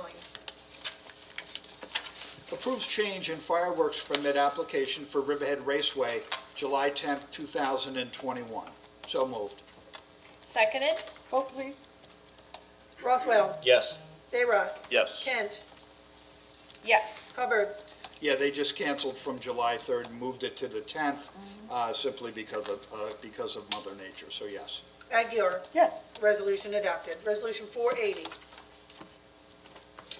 Men's Resolution 2021-439, extension of outdoor dining. So moved. Seconded. Vote please. Rothwell. Yes. Bayrod. Yes. Kent. Yes. Hubbard. Yes. Aguirre. Yes, I just want to make a comment. Is Jeff here or Greg? This resolution, we are hoping to make this permanent, the outside dining. Can you make sure that goes on the calendar so it doesn't expire and we have we make it into legislation? Okay, thank you. I vote yes, absolutely. Resolution adopted. Resolution 481. Authorizes the supervisor to execute an agreement with the National Development Council, NDC. Seconded. Vote please. Rothwell. Yes. Bayrod. Yes. Kent. I'm very pleased that we're doing this. I think this, and I looked at them, this looks like a very good group. It does talk in the resolution about having a town liaison. After all my work with the downtown revitalization, I would like very much to be the town liaison that's working with this. Also wanted to mention, I think it's on page 124, it talks about reporting to the town board liaison and some other groups. I think at that point, that reporting should be done to the entire town board. Hubbard. Yes. Aguirre. Yes, and this is a CDA resolution as the liaison and one of the directors of the CDA. I am going to be the liaison between this group and myself and Dawn Thomas, and we're the ones that are going to move this forward. And definitely, we look forward to their services. They work in Nassau. They've also been hired by Brookhaven. They have great staff. I've spoken to them. I've looked them up, and this is going to definitely move our town forward, and I look forward to working with them. Resolution adopted. Resolution 482. Approves professional services agreement with Frameless Technology for the creation of QR-coded signage for a virtual historic trail. So moved. Okay, vote please. Second. Seconded. Can you I'll do the second. Fine. Went out of order, but we're good. Okay. I went out of... It's okay. Okay. Just reverse it. He's Okay. testing you, Frank. All right. Rothwell. Let's do this one. Yes. Bayrod. Yes. Kent. Yes. Hubbard. Yes. Aguirre. Yes. Resolution adopted. Resolution 483. Again, Frank. That's me now? Yes. Okay, sorry. Authorization to retain certified environmental professional to assist the planning board in its review of the site plan application and reverse subdivisions submitted by Calverton Tree Farm. So moved. Seconded. Vote please. Rothwell. Yes. Bayrod. Yes. Kent. Yes. Hubbard. Yes. Aguirre. Yes. Resolution adopted. Resolution 484. Grants final approval for the site plan application known as Eastern Wholesale Fence, Caps Realty Holdings LLC, located at 301 Scott Avenue, Calverton, New York, Suffolk County Tax Map number 600-135.2-1-6. So moved. Seconded. Vote please. Rothwell. Yes. Bayrod. Yes. Kent. Yes. Hubbard. Just want to say they've been a great tenant, but they've been a great business up at EPCAL. They've provided a lot of jobs. They build and source their product locally, which is good because they're a wholesaler, but they source it out locally so you can buy their product. It's made local, and the contractors are using it locally, so it's just a big win for me, and I'm glad it finally finished up, and I vote yes. Aguirre. Yes. Resolution adopted. Resolution 485. Classifies the site plan application of 205 Osborne as a type 1 action pursuant to SECRA and requests lead agency in a coordinated SECRA review among involved agencies 205 Osborne Avenue, Riverhead, New York, Suffolk County, tax map 600-128-2-21-1 and 600-128-2-22. So moved. Seconded. Vote, please. Rothwell. Yes. Bayrock. Yes. Kent. Yes. Hubbard. Yes. Aguirre. Yes. Resolution adopted. Resolution 486. I plan to recuse myself from this vote. Would somebody else like to read it then? Or should I Yes. still read it? No, I think. No, you can't, you have to recuse. Yeah. Tim, can you read that, please? Yeah, I just And need then you to want a second? bring it up here. Okay. Who's second? Okay. Resolution 486 grants preliminary site plan approval for the amended site plan application of Island Water Park, 5835 Middle Country Road, Calverton, New York, Suffolk County Tax Map Number 600-135-1-7.34. So moved. Seconded. Okay. All right, can we have a vote, please? Rothwell. I just want to say I'm excited to see this finally beginning to come to fruition. I will take surfing lessons, but I'm more likely to sit on the beach and observe. I vote yes. Are you recusing or are you? Yes, recusing. Okay. Kent. Yes. Hubbard. I will videotape Ken doing the surfing lessons. And I vote yes. I'm really excited for this. I can't wait for them to open up. It's going to be great for the town. Aguirre. This has been in the makings for over 20 years, to the extent that the former contractor, his son now is taking over the project. This project has taken on a few different lives, and it's finally reached its potential. This is going to be great. This is going to be a destination park for Riverhead. This is going to engage our youth, and it's more exciting than anything else. It's going to involve individuals of all age groups. They're going to give Riverhead town members a discount, and it's going to be definitely an economic driver. It's going to bring upwards of 500 jobs here, and some of them are high-paying jobs. Or I'm told most of them, some of them are going to be managerial. This is something that our youth needed. I've been working with our youth. I've always been a proponent of our youth, and that's how come I took this effort on to help and see where we can go with this Island Water Park. So this is a resounding yes. If I had that bell that you hit, like they do in American Idol, I would hit it for you, Mr. Myers. Thank you for having faith in our community, and best of luck. And remember, you have promises that you made to me. We'll keep them, thank you. Okay, make sure that Riverhead you engage employment with Riverhead residents as much as possible. You're going to use our resources when possible, and you're going to give us discounts. So I'll be holding you on to that point. Okay, sir. All right, best of luck. Okay, a resolution adopted. Resolution 487. Is that me now? Yes. Okay. I'm sorry. Authorize the supervisor to execute an amended agreement with AKRF Inc., Environmental Planning and Engineering Consultants. So moved. Seconded. Vote, please. Rothwell. Yes. Bayrock. Yes. Kent. Hey, Marie, can you just go over the things that are amended, or can that be done? Just a brief for the people who are listening. Just briefly, I mean. I'll be very brief. Good. So, the amendment to the contract, it's a net zero, there's no increase in price. And Councilman Hubbard and Jefferson had been working with AKRF on a mapping survey technique called pinpoint mapping. And this is, quote, an additional or not contemplated service. We're going to get that. And in exchange, I know the town attorney and Jefferson had both shared with the town board. They opined that the official map is not necessary. It's not really useful. So in exchange for giving up that task, we got the pinpoint mapping. No cost to the town. It was 1 for 1. Thank you, Anne Marie. Anne Marie, can I use you next time I go to buy a car? Yeah. Absolutely. Thank you, very good job. Yes, good Saved job, us some Anne Marie, money. thank you. Yes, Anne Marie, thank you. And Catherine, as you remember, this was brought up in executive session, and we sent it back to Anne Marie, back to COS, so they can renegotiate it. They Yes. wanted extended money, and I refused to accept them with extended money. So I want to thank Anne Marie Prudenti, Bob COS, for helping renegotiate.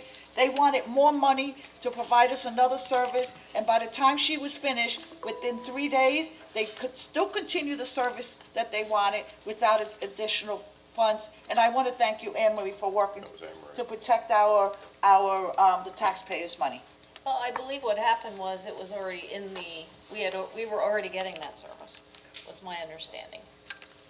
Well, the pinpoint and No. some of the other things weren't Anne Marie, contemplated. can you just go over that Yeah, point? no, we weren't getting, we were getting services related to survey work, not, and we will continue to get that, and there will be additional surveys. This was not contemplated, and Councilman Hubbard can probably give a better description than me, because he's actually kind of gone through it and worked with it. It was somewhat vague in what they were asking for. In the original contract, they were talking about providing 1 to 6 maps. Right. And it didn't pinpoint it down. They could have just provided one and called it a day. And that wouldn't have done everything that we needed to do. So with Anne Marie's help, she spoke to them, and we are now going to have the maps done for each of the hamlet studies that we're doing. So the entire town will be included with their own hamlet study and map work, as opposed to their option just to do 1 to 6, possibly only 1. Right, So- so what it guaranteed, and Councilman Hubbard was on call and of assistance, what we did was, so this technology map was not included in the original professional services agreement. In addition, their original proposal with respect to it, as Councilman Hubbard just stated, was worded 1 to 6 maps. What the councilman and I were able to do and work together was, it's now worded, it shall be more than 1, but less than 4, but notwithstanding saying, every single hamlet and every single area of the town of Riverhead will be in these electronic pinpoint mapping surveys. Thank you, Anne Marie, for your work. Well, Anne Marie, if I get it to recap, they wanted more money for that service. And you were able to negotiate that service without providing money, and Correct. that's the gist of this resolution. Correct. They wanted to eliminate additional tasks, plus Right, and they wanted more wanted money. additional money Okay. for this service. Right. So the town only eliminated 1 task, and You got it's it, a net okay, zero. you did a great job, thank you so much. If we sick her on them again, we might get money back. Yeah, that's it, let's go back again and get money back. She's a good negotiator. Okay, so now we're gonna open it up to public comments? No, we're still on the Oh, vote. you gotta pay the bills. Still on the Oh, I was vote. trying to avoid that. We haven't even had the vote. Still in the middle, Catherine. Where are we? Yes. Oh, okay. Hubbard. Thank you, Diane. What are we on, pay the bills? No, we're we still haven't We're got there yet. AKRF amendment. Oh, we're still, yes, I'm a yes. Okay, Aguirre. Yes. Resolution adopted. Resolution 488. 488 is pay the bills. Seconded. So moved. Vote please. Rothwell. Yes. Dayrot. Yes. Kent. Yes. Hubbard. Yes. Aguirre. Yes. Resolution adopted. Comments. Are we done? Sure, everyone? Okay. So we're gonna open it up to comments from the public. Anyone in the audience want to come forward, and then we're gonna go up to Chip, or maybe we'll alternate Chip. Is there anyone in the room? Believe it or not, no. Okay, good. Good afternoon, actually, it's gonna be good evening soon. Early evening. Early evening, right? Real soon. Council members, hi. Hi, how you doing, ma'am? I'm good. Let me just open up my little. Can you identify who you are in Oh, the yes, hamlet? I am Claire Bennett. I live in the western part of Riverhead of Manorville. Okay, ma'am. And I have been there for 25 years, and I live south of the Drummond, Calverton property. Okay, so 5 years ago, we randomly decided to have our well water tested. Water taken directly from the presumed pristine aquifer of the ecologically preserved core of the Pine Barrens. The health department called us and told us not to drink, cook, and to limit your bathing. The results showed 110 ppm when 10 ppm parts per million is acceptable of MTBE, a gasoline additive. Within a week, the DEC installed the filtration system.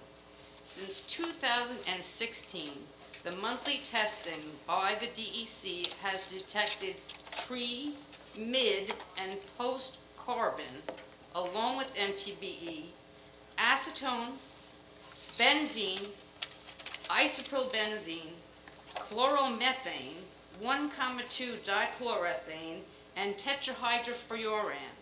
These chemicals flow in the aquifer under my home in the Pine Barrens. Some of my neighbors just east of me have the forever chemicals PFAS. I don't know what is going to show up in my well water testing next month. For 5 years, I have lived with this, and I do not have peace of mind. The 2 carbon tanks of the DEC filtration system have been changed numerous times because chemicals, infiltration, and leaching through their filter system. The headwaters of the Peconic River are 200 feet away from my home. Guess what's headed downtown, people? Supervisor, last week I emailed you, along with Assemblywoman Giglio, Assemblyman Engelbright, Supervisor Remain, the governor, and others. I have not heard back from you. Supervisor Romaine called me. He will be using money from the American Rescue Act of 2021 and other sources to bring water to my Brookhaven neighbors this fall. He has a lot of experience with running water mains. You should speak with him.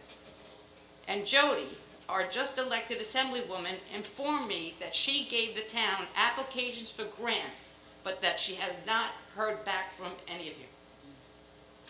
It is because of me that this contamination was discovered. It is your lack of action. Is it all about revenue and your contentious relationship with the SCWA? Tell me, I'd love to hear actively, what are you doing for the residents of this town who for the last 5 years have been taking in this water in their homes? What are you doing? Zero, blank, nothing, tells me everything. Hold on, Supervisor, don't make an assumption. the water you and Jody brought to my home in November was very kind of you, and you all got elected. I would like you to continually Ma'am, bring we're in me a meeting. water Act to as my well. home Would you calm regularly. yourself down? No. Okay, and speak, we're in a meeting, you can speak professionally, okay? I am speaking professionally Yes, and pissed you off at can the same lower time, your- and I've been hearing you a little pissed off here too, Missy, Okay. so don't give me Well, any crap. would you please lower your voice? You're speaking on television to the Respond then. public. Don't Okay. blabber. All right. We did do a map and plan last year that we paid for, myself, and so did Brookhaven supervisor. We put in and supported Congressman Selden. There is money for infrastructure, and we have a request in, and we're waiting to hear from that request. If you want to talk about the budget for Brookhaven, Brookhaven has 500,000 people. What's the Brookhaven budget, 286,000? Or actually, what is it, million? What's the Brookhaven budget? Anybody have an idea? We're talking about millions and millions and millions, and so we are actively Why working. don't you call Jody back and find out what grants are available? We have been. Your partner in crime. Yes, we have been, and if you. Well, how come Jody's email to me says that she hasn't heard back from you then? Okay, I can't speak for someone who I haven't spoken to on an issue. As a Okay. board Well, member, she I have not seen responded. any grants And see, from neither have I. Assemblyman Okay, Giglio. neither have I. I can send you guys the email. that Okay, you- would but you how come please didn't do that? respond to my email? So I don't know if I got your email, there's a Oh, I'll possibility show I you did. right here where I show it. that It's I okay, sent I you. have to check mine to say I got it, okay? You could have misspelled it, something could have happened. No, I got it think- directly off the town website. Okay, ma'am, you, My name is Claire Bennett, 12 Oakwood Drive, Manville, New Okay. York, who's been living with polluted water for 5 years, and I Ms. don't Bennett, see I anything understand your done. frustration, we have put in for the Love CARES the Act. color? Want some? Okay, the You're drama, welcome. okay. This is a Do little bit something. dramatic. We are working in Yeah, the whole town traumatic. board. I'm consuming this crap for 5 years. Okay, we I'm glad understand. you're doing so much work for the town. What are you doing for us? We are Nothing. working with you. I want We have it bottled in water Washington. delivered to my home regularly, please, from now on, like you brought to me in November prior to your being elected. Ma'am, okay, this is not it is an election time, and I know you're bringing up this issue. It has nothing to do. Oh, by the way, Let's not. Councilwoman thank you for coming to the Clean Water Now little group that we had a few, back great. in May. And you were the one that had the 2 jugs Yeah, with the with colored the water. extreme That is difference after in the water. a full house filtration system that I was required to get in order to get my CO in my home in the town of Riverhead in 1996. And the full filtration, 2 gigantic carbon filters that the DEC installed, that the stuff still comes through. There was a stark difference when Oh, you, yeah, hello? This is my Okay. water. Not one person in this board can act independently, ma'am, although you are electing to claim that. We are a board, a town board, I love there's that one you at see five. doing So, wonderful things for all these other organizations. How about the residents that We are have working with the polluted residents. water? it's in Washington 5 right years, now. lady, 5 years. I wasn't here I 5 don't years see ago. anything happen. Okay, well, Okay, if 16 you could months. please deliver water. Okay, 16 months. 12 Okay. Oakwood Drive, Manorville. Riverhead, Manorville. Just like I have to still wait 20 minutes for an ambulance to get to us, whereas the ambulance from Manorville is 5 minutes away. That's another little political thing that It's I not. went through a number of years with this town. Okay. Still not solved with that one yet either. Okay, does anyone want to add from the board? on None of you that? guys were around back then. Anyone? Okay. Yeah, you chose it was better for me to, just deal with 20 minutes from Osborne to get to the far side of town. My husband got home from Hampton Bays one time when I needed an ambulance, before an ambulance got to my house. The truth. He knows all about it. Talk to Dan McCormick, he knows all about it. Still not a problem. Oh, but I want to go to one of the meetings of the ambulance that I am paying, that you guys have a contract with, and you can't attend their meetings. Talk about closed doors. Please deliver the water to my home. I would greatly appreciate it. Okay. Have a good day, ma'am. I shall. You too. And- Have a good conscience. Okay, we do, ma'am. It's okay. Chip, do we have anyone else? We do. Oh, we do. Okay. Have they taken their medication? Okay, so who do we have here, Chip? Just talk with Church. Oh, Hello, can you hear me? hi, yes, we can. Welcome back. 3 times in thank one you. day, huh? Is that a record? Talkie Turgeon from Calverton Hamlet. I'm speaking personally, not for the Civic. I did decide that I was going to wait for the public comment period because of some of the issues several residents have brought up earlier today. I think it was before the resolutions. And it's been on my mind for quite a long time. It's regarding the resolutions. In order to properly inform our public, which I know is a priority for our town board, I would hope that you could consider a request to do 2 things. One, the resolutions that come to your work session, if you would please create the word draft across each page, and then make those resolutions available to the public by the close of that day. And then with the understanding that when it comes forward for voting at a town board meeting, that, final will be, there could be amendments and final will be printed across the resolution. That does two things. One, it makes available an amount of time that sometimes can be 4 or 5 days before the next meeting. But it's a small amount of time, but it is significant to help the public, inform ourselves. Often I think it's just the condition that it is right now. It's not just often, I think it's just the condition that I need to wait until there's a packet available, and sometimes, it's less than 24 hours before a town board meeting, and that certainly is too little amount of time to even read the titles if we have the amount of time to do it, and certainly not any time to digest those resolutions. The second request I have is on our agenda. I say our because it's a public meeting. Under correspondence, it would be a great help to the public to understand and to be made aware for each of the emails that's received by our town clerk, for those to be made on our, when the agenda does go out, that it be in a .pdf format. So like when I look at the packet, I can touch on that correspondence and I can read it and I can know what that person wrote about. We all understand these things can be foiled, but the purpose of these meetings is so that we can inform our public, not for the sake of just simply reading titles or just reading the concept of a letter or the titles of resolutions, but it is for understanding. And so for that point, I would hope that you would look at those two requests that I've made and see what can be done to afford that. And in close, the availability of the agenda beforehand, I know the town has a feature where we can go onto the website and we can request under notices which boards we'd like to hear from, what agendas and what minutes, and we can choose that information to come to us. Very often, that information for this particular town board, particularly for town board meetings, is not available until 24 hours beforehand.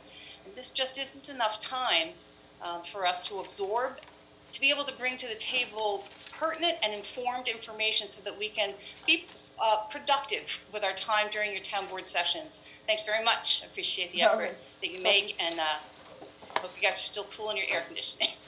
Thank you. Thank you, Takwi. Tim, did you want to look into those concerns and that she had, or Of bringing the resolutions? resolutions Yeah. up? I thought that was the That's normal. out of your office. Yeah, I know it is, but that was a normal process. Huh? I'll talk to Debbie. Yeah, we'll talk to We'll Devin discuss about it, but I thought maybe you can feed in as a council person. We'll figure You out know. the draft. I think they come, it says submitted, Okay. and then when they're adopted, it says. It says adopted. submitted, right. But it's up at the top right-hand corner. Right, okay, so we'll get back to So there them. is a difference, yeah. Okay. All right, good. Chip, you have one more?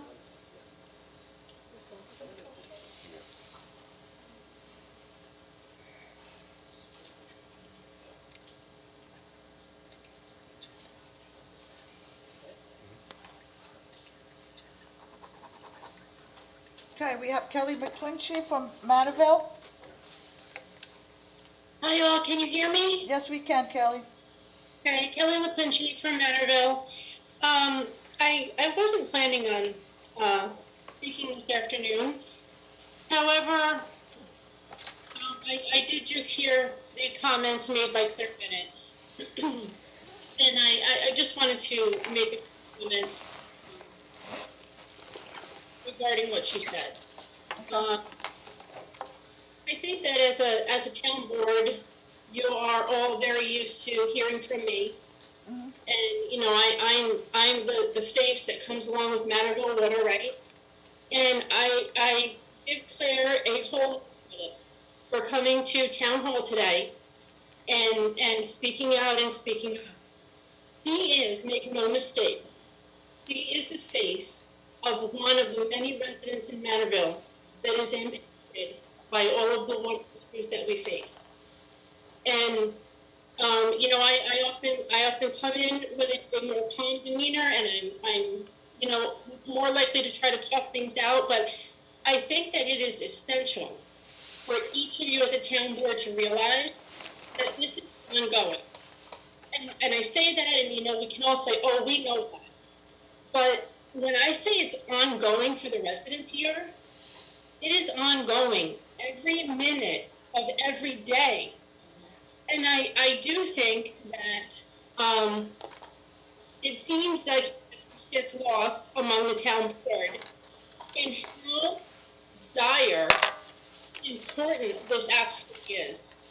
And, you know, the residents in Manorville who are impacted, they will come to a board meeting, or they'll watch on Zoom, or they'll watch on Channel 22 next week, and they see all the wonderful things that you do for the town. But what they don't see is you speaking up for us. We know that you say, you know, we've done this and we've done that, and I understand it. And I understand that sometimes in life, when you want a fast process, it doesn't always work out like that. But like I said to you, this is minute by minute in our homes. And I think that, and I witnessed it too. You know, I get up and I speak, and some of you have comments, some of you are encouraging, some of you are involved here and there, but the majority of the 5 of you don't say anything. You don't make any comments after I speak. And if I'm in the voice of Manorville Water, I can only imagine what the other residents think of that. Your silence speaks volumes. And Claire got up there, and she's pretty much pleading with you, and I can see how you might have looked at her message as maybe disrespectful as the way she came across. It is in a public setting, but this is life here. And, you know, when I say this is life here, we're not living in a third world country. We're living 10 miles from the center of town. Something has to give a little bit here, and I urge all of you to take a good look at the way you are handling this. I know, I understand, we've had meetings, you know, ad nauseum about this for some of you, I get it. But you have to think about how you are dealing with the residents, how you are meeting their needs, how you are addressing them, and how you are giving them attention. Because while we're only 64 homes, so, you know, let's just throw out a guess, maybe that's 100, you know, voters. I don't really know the exact numbers, but you are kind of putting a block on these people that live in this community, and they're part of your town. You are representing them. Please do not forget that. And when somebody comes to you with ideas and says, hey, Town of Brookhaven is doing this, don't shirk that responsibility. Don't say, I didn't get your email, or no, tell us you're going to look into it, and then actually do it. Get on the phone with Ed Romaine and see where he's getting money from. I understand Riverhead doesn't have as much, but Riverhead has some. And the drinking water in this town has to be your top priority. It has to be more important than downtown. It has to be more important than the parking lot. It has to be the most important because you're talking about the health of the people you are representing. And the people in Manorville, although a small number, they put you in those chairs. They helped to put you in those chairs in hopes that maybe this time around, something good would happen for us. And like I said, it's a slow process, I know that, but nothing is happening for us.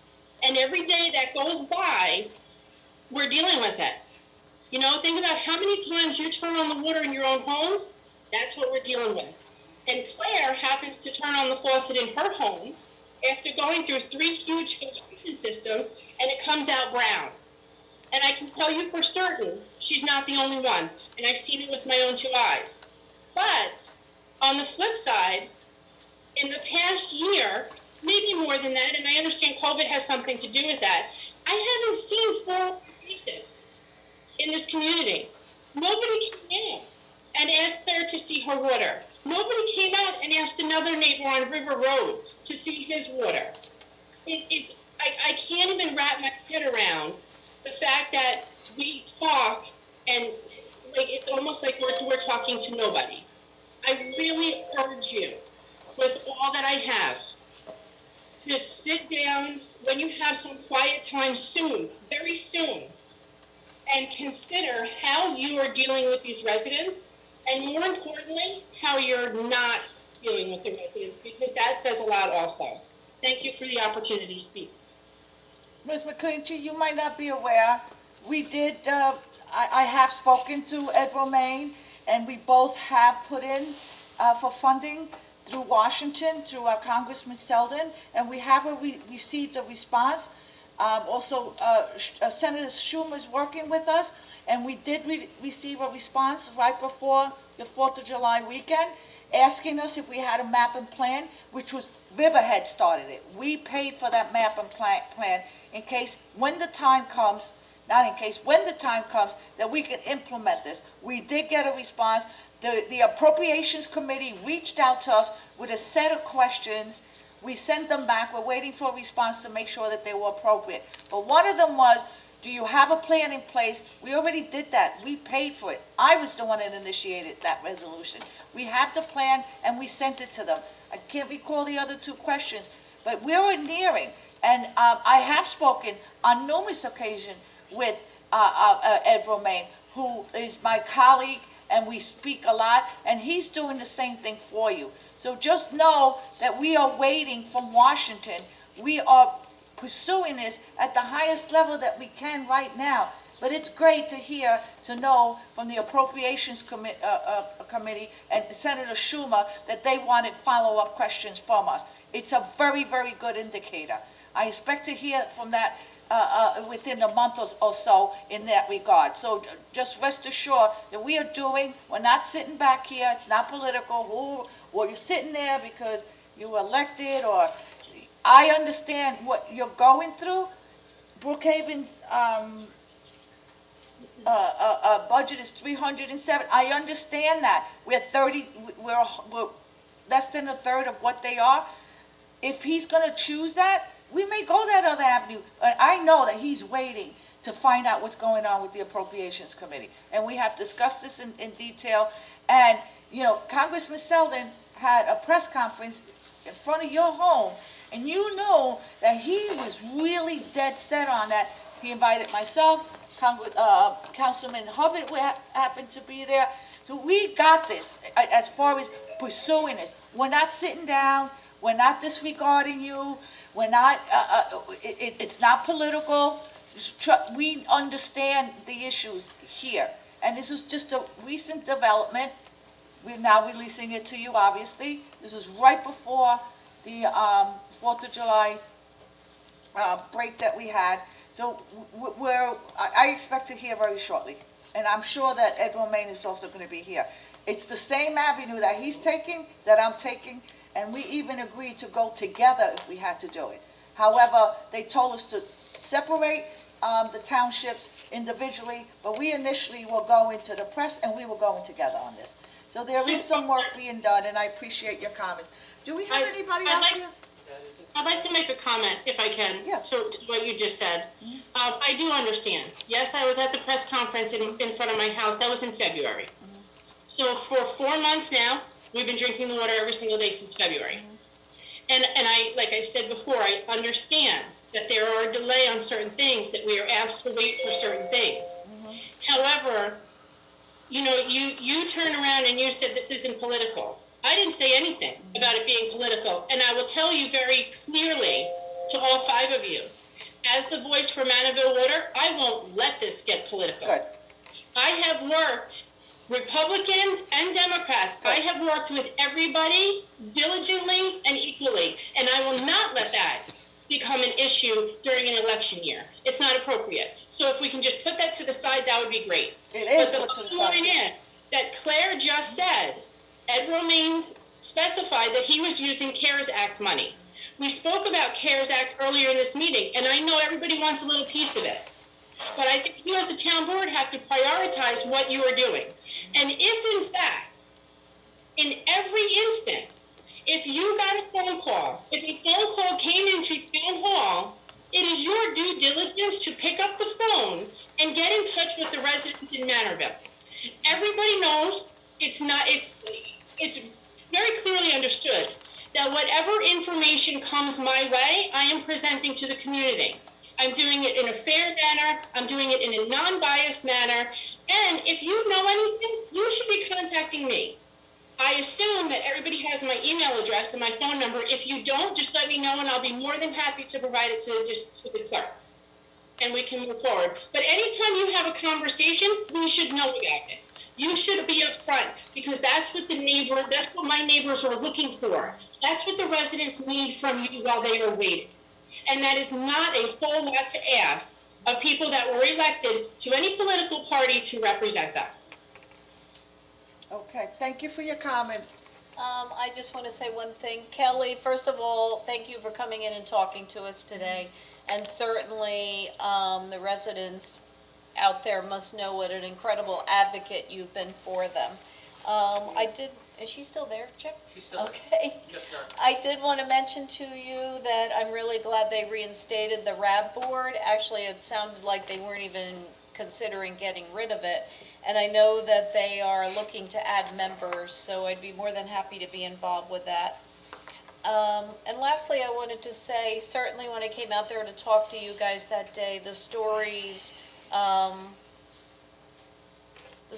really brought it home, because it's hearing the personal stories, and no one should have to live that way, worrying about just, giving your child a bath in the water, much less drinking it, or using it for your pets. No one should have to live that way. So certainly, we need to keep moving forward in an aggressive way. Thank you, Kelly. So Catherine, was the board invited to that, or do you know?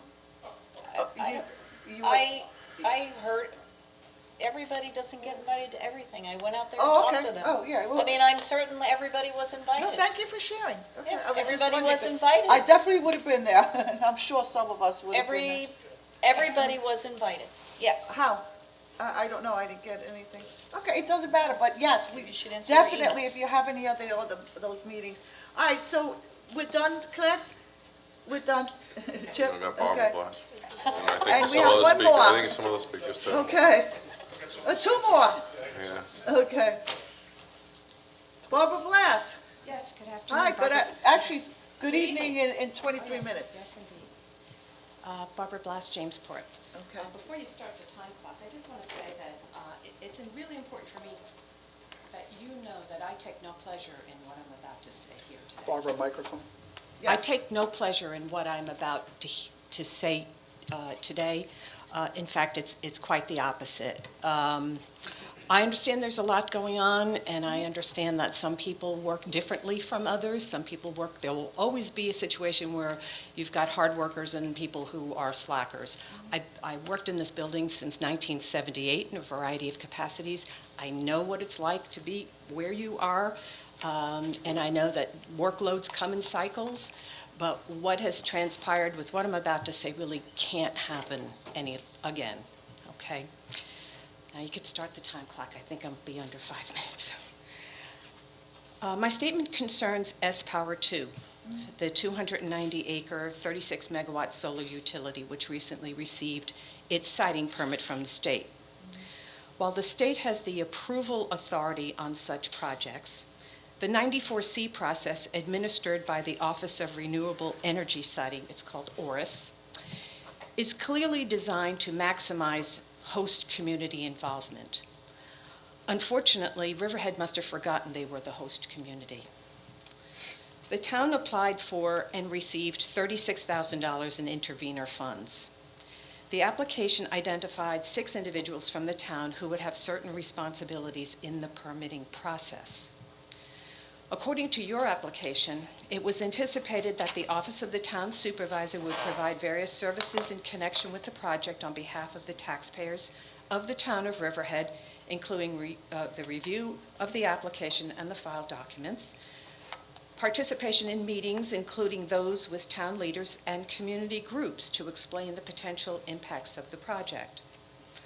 The Office of the Town Attorney was also expected to review the application and all filings and would participate in conferences or hearings regarding the 94C permit requested and be involved in negotiations with the applicant.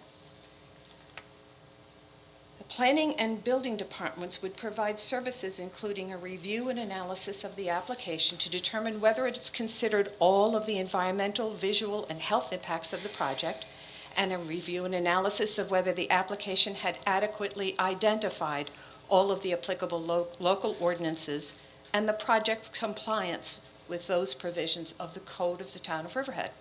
That was the application.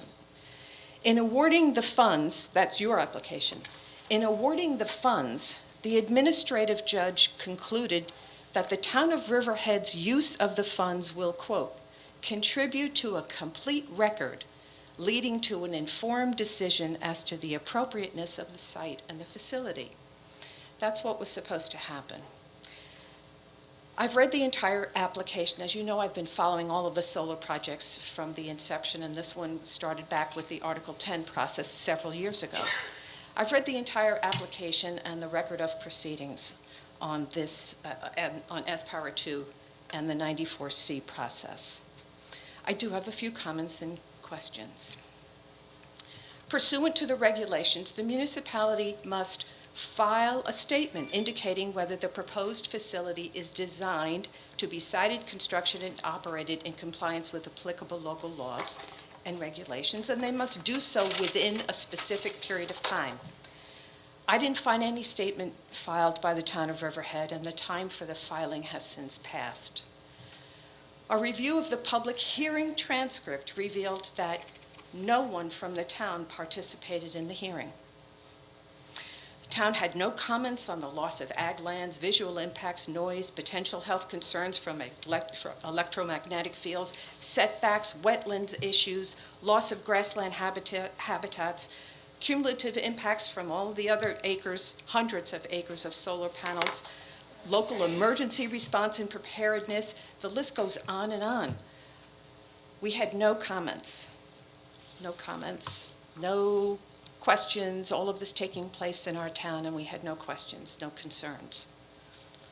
In a separate document, the applicant and ORIS raised and reviewed some issues and site-specific conditions relating to the timing of the tree clearing. That's because of the bat issue.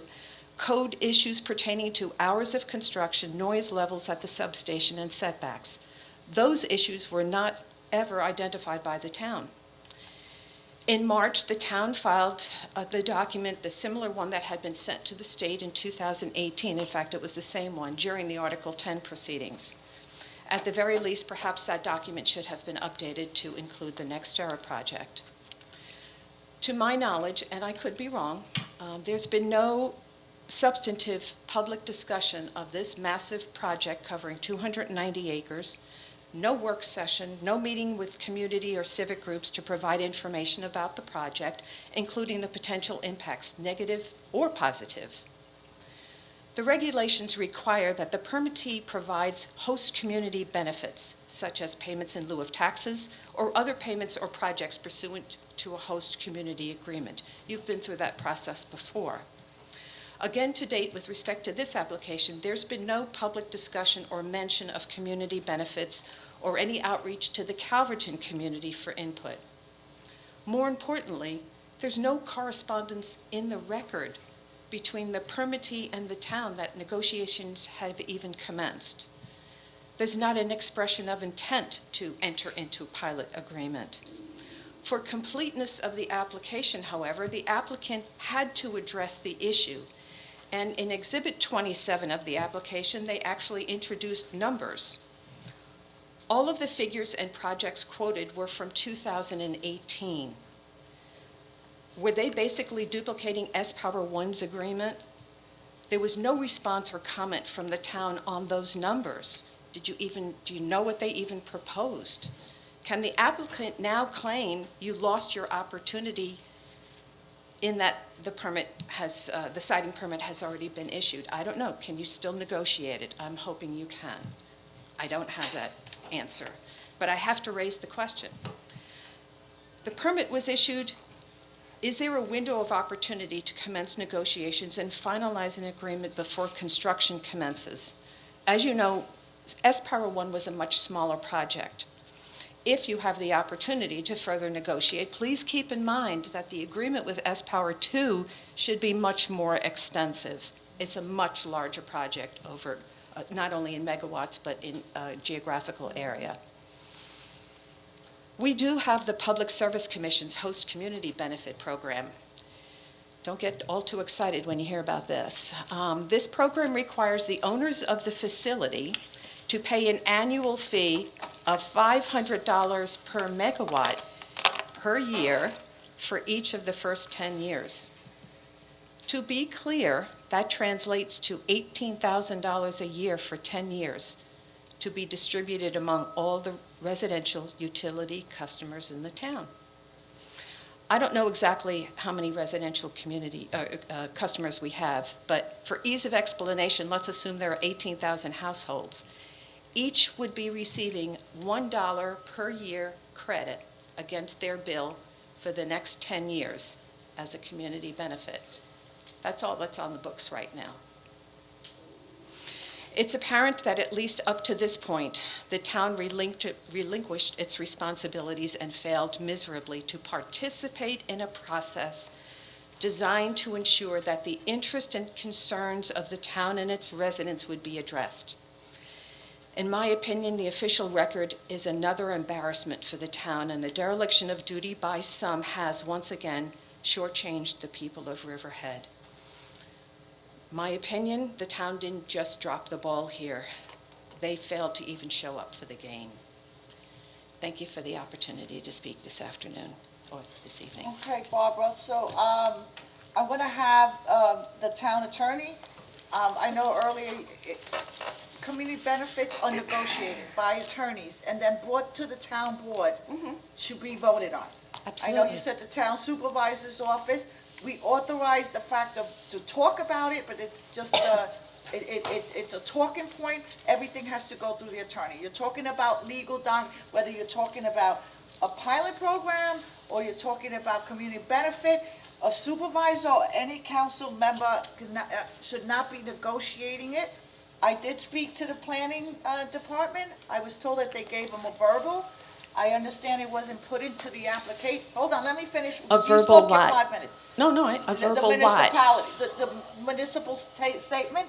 I know Denise had called over the weekend, early in the weekend, and I did reach them, and there was a verbal statement made. Apparently, from what I told, and I'm going to let the town attorney speak about it, I was told after there's an approval, we negotiate the pilot project. I'm also told that as of yesterday, there is a draft that was eventually made.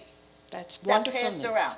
Okay, so there was one that is, and I have brought back Anne Marie because she helped negotiate it. I know that hopefully by the time you finish between the town attorney and the person who's negotiating it, after they're done, okay, they present it to us as a town board member. So thank you for your comment, Barbara, and we'll, Anne Marie, can you come forward up first, Klaus? Well, I'll address first. As Barbara's pointed out, the comments from the prior proceeding, the Article 10, were passed along to the 94C. I did go online, but I did not make a written statement at the hearing. With regard to the town's, the requirement the town file a statement, I did speak with John Kuzak from Oris beforehand, and I did not file a statement. I'll admit that I failed to do that. I did speak to him the week prior to that hearing date, and I did not do that. As far as the pilot and the community benefits, I'm aware of what's filed. I've had some discussions with James Moscato, who's counsel from Young Summer. The documents have not been exchanged on that issue. I think it does survive. I believe the permit, page 9, I believe, in second paragraph actually spells out that they are to, that's one of the conditions of proceeding forward. And I'm And I Delighted. wish we had this discussion off the record rather than here, but. Yes, but- that's- Well, I that's fine. said I had no. That's the method No, that but was I chosen. understand, I understand. Can you come May- up forward, Anne may I Marie? May I just say one thing? I did not say that the supervisor was responsible for Okay. negotiating that. I did say it was under the purview of the town attorney's office. But my concern was that it was in the documents. Yeah, I And filed that the application town- for intervenor funds. I did the document. No, what I'm saying is the proposed pilot agreement numbers Yes. and community benefits that were in the document that were from 2018 were never responded to by the town, and that raised... Barbara, this is the understand, comment Barbara. section, and I I understand. know we gave you a full 5 minutes, and you're going back and forth. If you want to reach us further, you can email us or call us. I but will we can certainly do that. We can definitely But as a work point with of it. order, So we're going a to stick with the verbal 5 minutes. of- You know, most towns do Well, 3, we allow 5, and then it's going to be back and forth, which is, great. This is an issue, it's very critical. I hear you.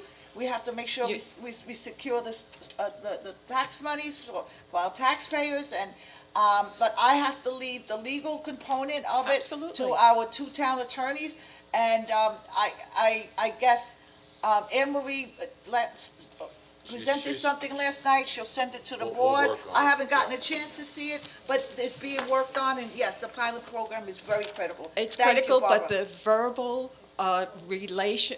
That's unacceptable, and we'll It address is that. totally unacceptable we in a got that. proceeding like this. Okay, thank you. Thank you So, very much. a couple of things, and I wanted to just talk a minute, Anne Marie, if you could Sure. just give me 1 minute. I actually don't have a problem with a back and forth with residents. I think they come here to talk to us and ask about things, and we work for them, so we respond to them. So I actually don't have a problem with that.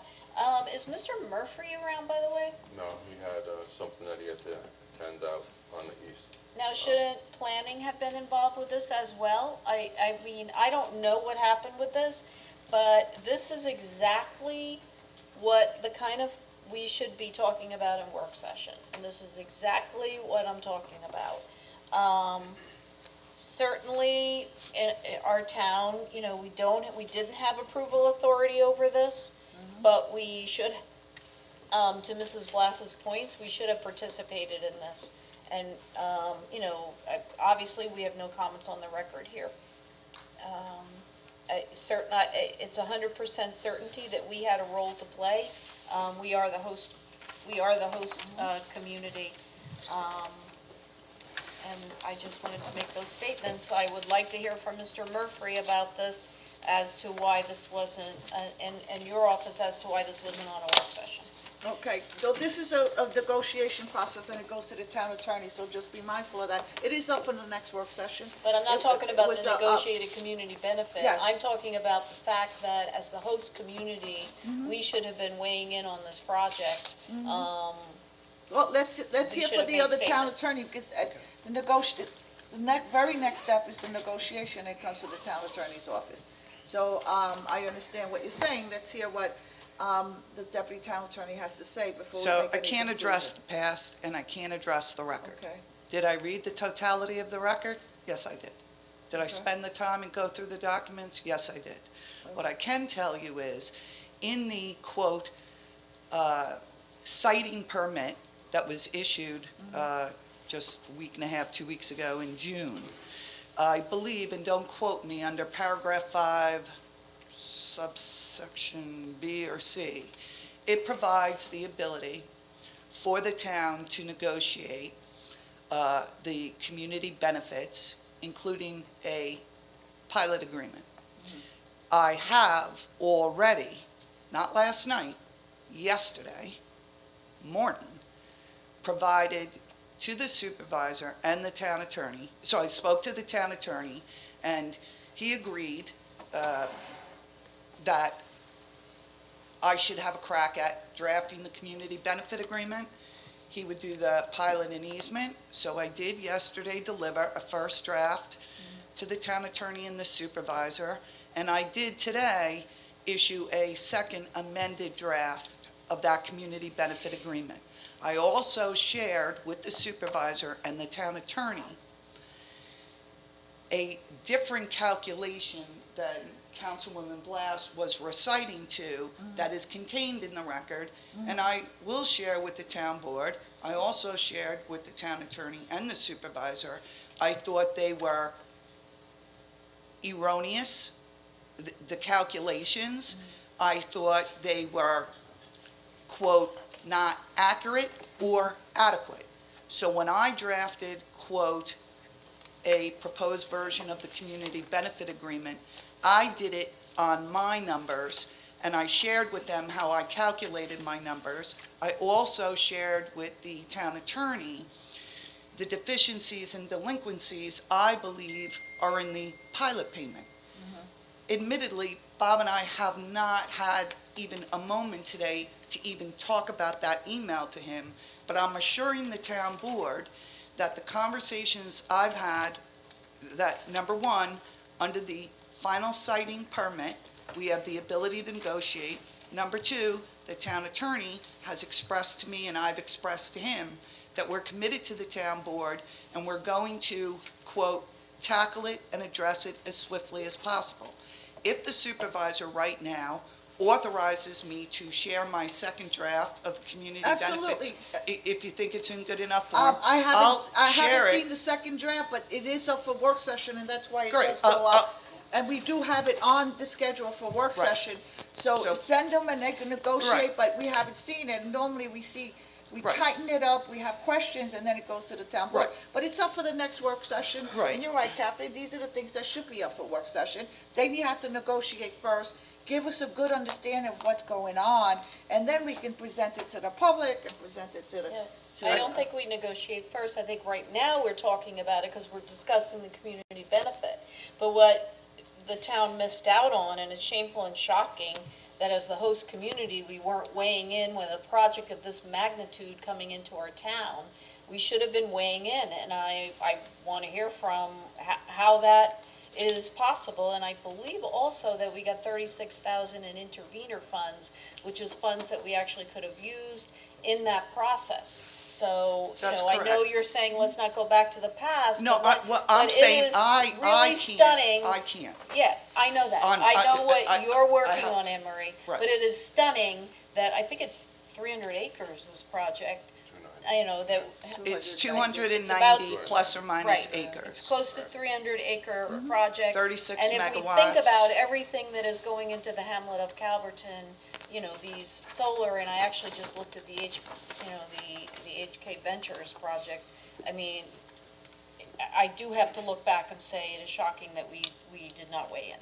But thank you for talking And about I the will share community with the benefit board, with us. though, And we're gonna have time not to that weigh it's in. a level of comfort, but I will share with the town board that certain, quote, environmental concerns or considerations that were expressed in the Article 10, am I correct, Bob? In the Article 10? They were shared in that disposition. Right, yes. and those were addressed by the ORS in its draft and in its final, including but not limited to setbacks, screenings, and plantings, trying to save the large trees that are natural to our environment. It also talked about there's going to be noise. They addressed noise as well. They addressed tiger salamander, wetlands, and I always, forgive me, long-eared bats. I always want to say, long-eared I bats. always want to say short-eared bats. It's long. But long-eared bats. There's provisions for the protection of those two endangered and threatened species in the record and Okay. as a requirement. All right. So and we'll- again, the final permit does have a provision that Bob and I are moving under for the community benefits pilot and easement. So, Well, and for people to be saying it was completely out of our hands, I'm not talking to you, you didn't say Right. that. That's inaccurate. It wasn't completely out of our hands. There were opportunities for the town to weigh in. Yeah, there usually is. Anything that goes to the state, they'll have a public hearing and they Right. notify And those are us. missed opportunities. So, but we're gonna Right, I'm not- entertain this and Yeah, really but it, make you know, sure that you and Jeff and to be Bob- accurate, but to be accurate to the town board and to the community and to Ms. Blass, you know, Bob and I probably wish there was more of a definitive record on behalf of the town. That said, Bob and I, the only thing we can do at this point is address all those issues as we attempted to in the Article 10 and address them in the documents that we're creating moving forward. And I promised the town board, Bob and I had a conversation, we're both going to be extremely diligent. We're going to work with Bill Rothar, we're going to run the numbers, you know, everything. But, Well, and I definitely want to hear from Mr. Murphy Right. about this. Oh, absolutely. He'll be here. We're gonna make sure he's here. Okay, thank you. All right. You have one more, okay. RDH, Ron Harari. He's back. Come on, Mr. Harari, are you there? Here he is.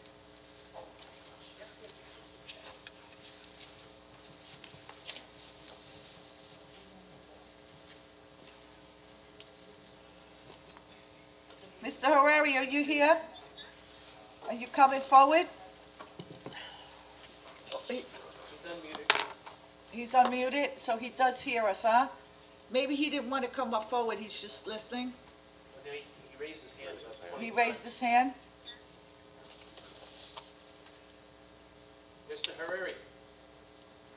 There he is. Hello there.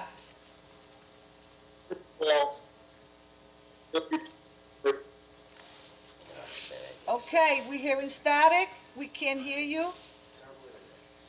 You might want to.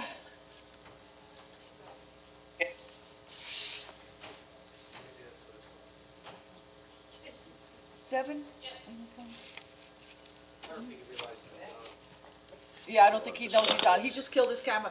All right. Mike, did you want to go forward while we get him back on? No, I think he's putting on a headset, but I guess we No, can. Mike, can you go forward, Thank you. please? Yeah. Good evening, Mike Foley, Reeves Park, speaking on my own behalf. Tell Gary we're going to send him. Awful lot to discuss, only a few minutes to do it, She's still here? so I just want to start off with, Donna? there's a confluence of things happening right now. Yvette, I'll wait until you're ready so you can pay attention. Okay, I am, hold on a second. I will, Sometimes be there's happy a little to. bit of a I'll be happy emergency. to. It's not like I don't want to pay attention, Mr. Foley. I'll wait for you.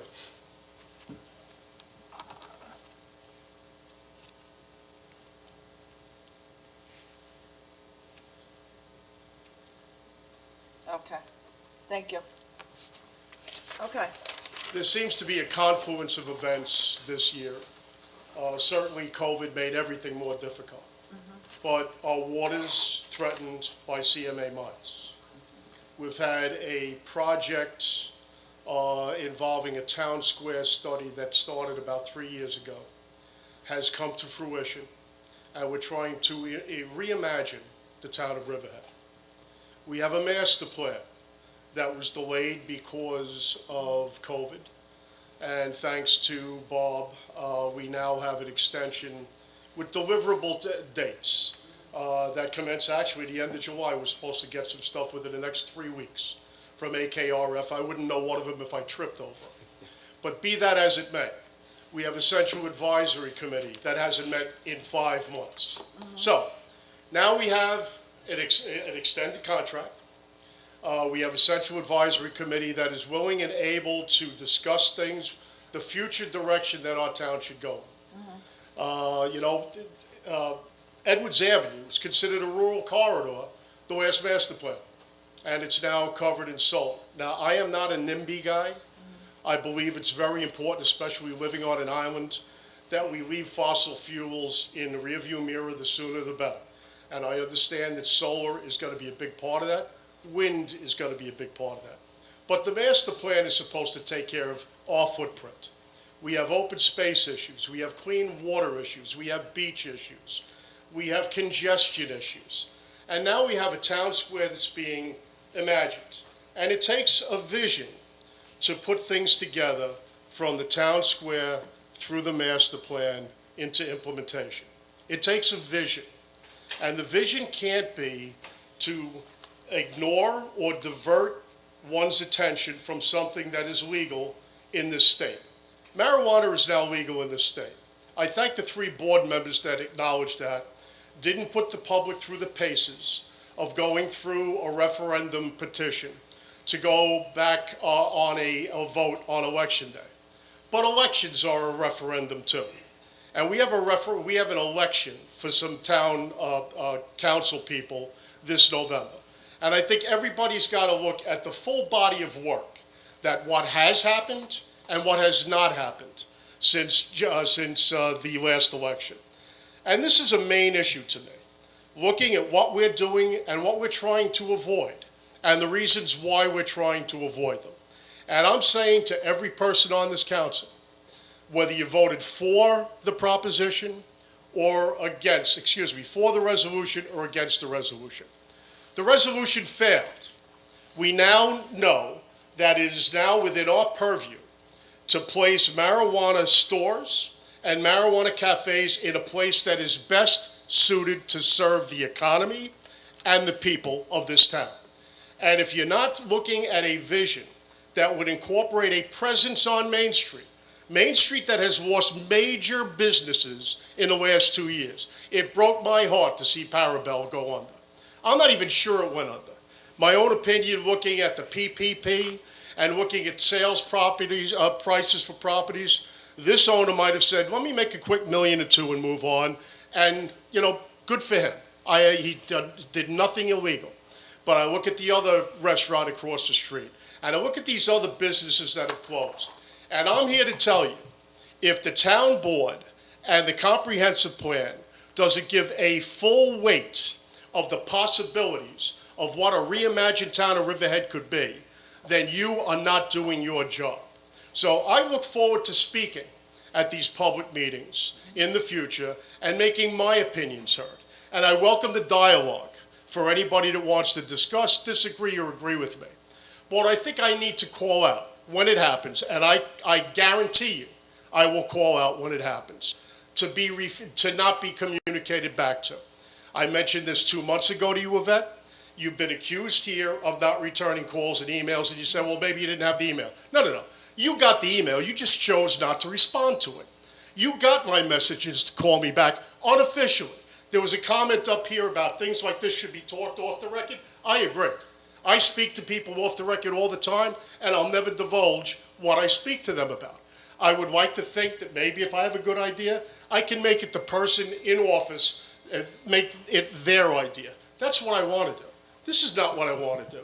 I don't want to come at you here. I wanted to call you and talk to you about something, and you chose not to return the call. So let's call a spade here. Let's just understand that fake news lost in the 2020 election. Whether the people want to believe that election was fair or not, it was a fair election. The great loser lost. Lee Zeldin, his favorite cheerleader, will lose if he comes back here or if he goes to the governor's position. Lee Zeldin, you want to talk about the CARES Act, Yvette? Lee Zeldin voted against it. You wouldn't have the money if Lee Zeldin got his way. So I'll end it on that. I'll see you at the next meeting. Thank you. Okay. So I just want to mention that you're very strong in your argument and what happens. I think you should, if possible, be a little less accusatory, or wait for me when you're outside, when we leave. I'll be more than, if I missed an email, people always accuse it, make it seem as if you're not responding to the public. And we do respond to you. And Yvette, I left 2 voicemails with 2 of your assistants and waited 13 days. Okay. I know you're a busy woman. Okay. I know there's a lot on your plate, and I am willing to wait. Okay. And most of the people on this dais have gotten emails or phone calls from me. I'm more than willing to wait. I know you're busy. I appreciate and respect every person that puts their hat in the arena. None of my residents are ever disrespected, and so let's just gonna move forward. On this, okay, hold, and then I just want to wait one more, because it happened so quickly. I just want to note with the solar project, the whole to-do here with the solar project, under the last supervisor, Laura Jen Smith, was she's here, and her running mate then, this was discussed in work session to a certain extent. And it goes way back. The solar two now reached its fruition, but this was discussed in detail, and it was in solar, it was in work session, and I am now gonna put it back up, so let's put that, and let's put that to that. It was discussed, in work session, when this application was initiated, and under, with Councilwoman Giglio. So, okay, she's advising me that it was, and I know that she said, I have a note here that, on it, because I did call her over the weekend, and she told me that it definitely was. But in either case, it is definitely going up for work session. And Jeff Steeman will be there, the two attorneys, and we need to address this. We need to make sure that the taxpayers get every amount. It was So- not discussed. Chip, can we go forward?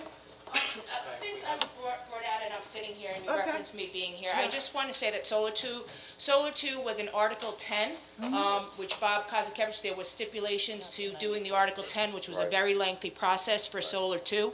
During your administration and during Governor Cuomo's administration, they changed the Article 10 to an Article 93, I believe. Section 94C. Section 94C, which was more of a fast-track project. I think, Yes. thank goodness, during the Article 10, we did hire outside counsel to be the environmental person. Yes. So there at least was some things on the record for the next session, which is the one that Barbara was referring to. So that was not in place. It was switched from one agency, I guess, to another It went from to be reviewed Or during your EPS administration. And Bob, you were was part of open. that work session.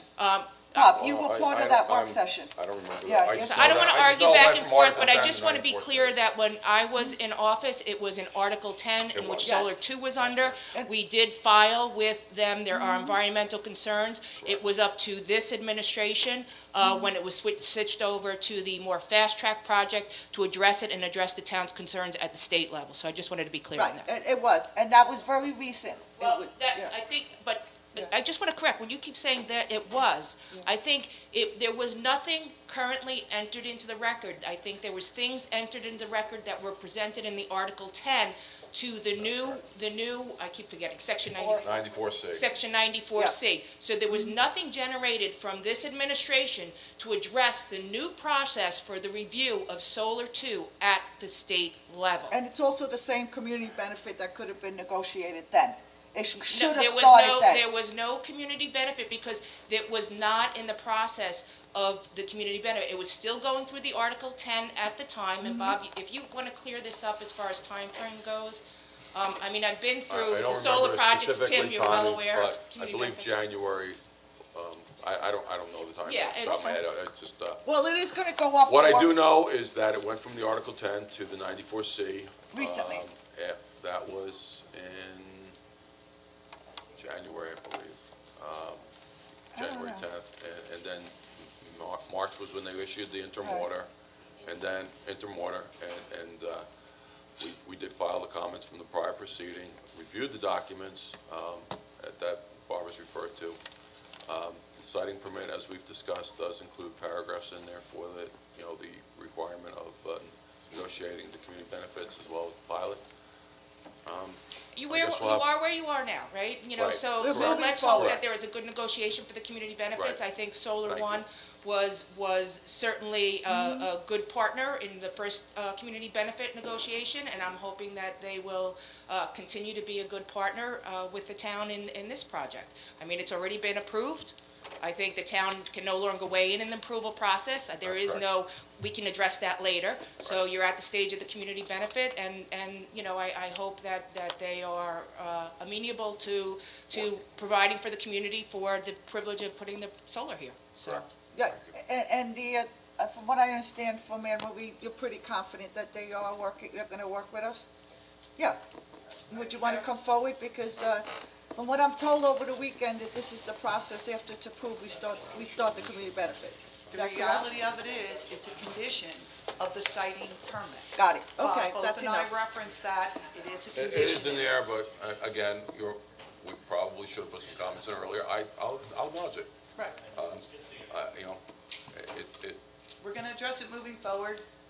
I don't know what else to say. We're gonna diligently work It on is, it. it is in the citing permit. That's all I want to say. And Okay. I already emailed the town board. I just got it, yeah. Okay, good. Yeah. And It's I not don't the get it's service only in final here. draft. Okay, Chip, can you bring forward whoever we have in the waiting room? RDH, Ron Harari, it'll be a second attempt for him. You're gonna miss this, I have to stop by a funeral.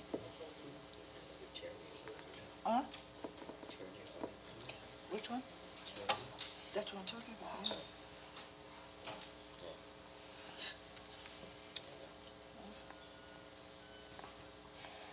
Mr. Harari, Ron Harari. Up, you're sideways. I think it's time to move on to the next meeting. Side visit? I think it's time to close the meeting. Yeah, I think it is. Perhaps he can work on it and address it in the Is next he meeting. muted, Chip? Yeah. Is he muted? I'm late for 6 o'clock, so I'm gonna leave. Yeah.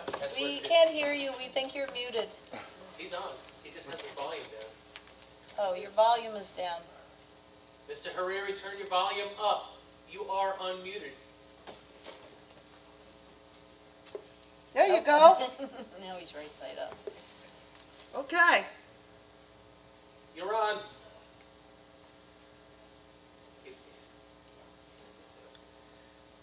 I don't think he has the speakers on, obviously. All right. He's talking, he's unmuted. He also had bad internet before, so that could be. Oh, he had a bad internet? It's all broken up. Okay, so, Talk next week. speak out loud. It's not working, we can give him a try next week. Yeah, he can write to us, always and the it is, it is 6, I texted him 25 Okay. times and he won't write back, so I don't know. oh, he won't write back what it's, okay, well, he can reach out to us, so we'll bring him back next week then. We'll take that, and, yes, Yes, John McAuliffe again. This is something I'd written to you about, and it's of gravity that I'm sorry to bring it up at this point, which is what is happening on the COVID vaccination situation. I was just looking at the current figures. We've improved slightly, but Riverhead, the 11901, and Calverton zip codes are the two lowest vaccination areas on the North Fork. And I don't know if you've had some way, I mean, you did an excellent job, obviously, of vaccinations for people who wanted them. And this is not only a local problem, it's in other parts of the country that there are pockets of places that aren't vaccinated that affect, obviously, those individuals and affect the community as a whole, including, obviously, the people in this room. The numbers have improved slightly. That is, the Riverhead numbers went from 54.5 to 55.7 for one shot. And for Calverton, they went from 53 to 53.6, but that is not very significant. And the two-shot figures also are slightly better, a point better. I don't know what I wrote to you. I don't know if it has to do with the demographics of these two zip codes or what's going on. And, you know, you probably haven't had a chance to think about this problem, but I think that, again, it's not just a local problem, it's a national problem of ignoring we're so, in a sense, so relieved to be back to normal. right. That, in fact, we're not back to normal, and I don't know whether there's some way, this New York State thing of door-to-door vaccinations or what the solution is, but Okay, John. at any rate, I think there's a Okay, so we're gonna take you as the last one, I okay? think, John, I think John? I think it's, I'd like we need to promote the vaccine. We need to talk about. But do you have any sense of who it is that's not gotten vaccinated? John, let me, first of all, you're talking about a health issue, and people have under HIPAA, you don't start taking surveys and identify who had vaccination. I don't believe in forced This is vaccination. state numbers. These Yeah, are but state that's a numbers. CDC. If the Department of Health and the Department and the CDC decide that when they want to force vaccination, let them do it. Let them be the vaccination police. Riverhead Town, there's no No, you're place in Riverhead Town to become. you're bringing in a totally different Okay. political question. I'm not asking about forcing. I'm asking about first of all, we have to find out who it is. And second, we have to find out why they're not getting vaccinated. And third, we have to figure out if there's something we can do. That's a that will- CDC, right, that's a CDC and Department of Health. That is not something that a local town would get involved in. It seems do to not- be other places are getting involved Well, in it. you don't see any other towns in Suffolk County trying to identify. They don't have these numbers. Because they don't want those numbers because they're No, not. I mean, they're not, their numbers don't look as bad Yeah. on the I know. North Fork. Yep. Our numbers are, We can, these two zip codes are terrible. and guess what? They're unforgivable. If you go east, all Mm-hmm. of a sudden you're going up to 60, 70%. Yeah. I understand what you're saying, but here in Riverhead Town, we're not gonna be identifying neighborhoods and trying to go into them. It's not something All that we right, do. I think that's Force, gross you know. irresponsibility. Well, it's not, unfortunately. I believe that people can choose to get vaccinated on their own will. That's not the issue. Yeah. The issue is why they're not getting vaccinated and taking some responsibility to address it, and unless you All right, find thank out, you you for your can't address it. Okay, John. Thank you for your Okay, comment. I just hope we don't wind up with a big spike. Hopefully in not. this The area. Delta virus is out there. All right, this is gonna conclude our, I hope everyone is well. We have a little bit of a storm on Friday, stay dry. As always, if anyone has any concerns, especially a senior, they can always call our senior. Jim Wooten, who's assigned to our office. And I'm gonna ask for a first and a second to close this town board meeting. First. Second. Thank you. All in favor? All opposed? So move. Everyone, please be safe. Thank you.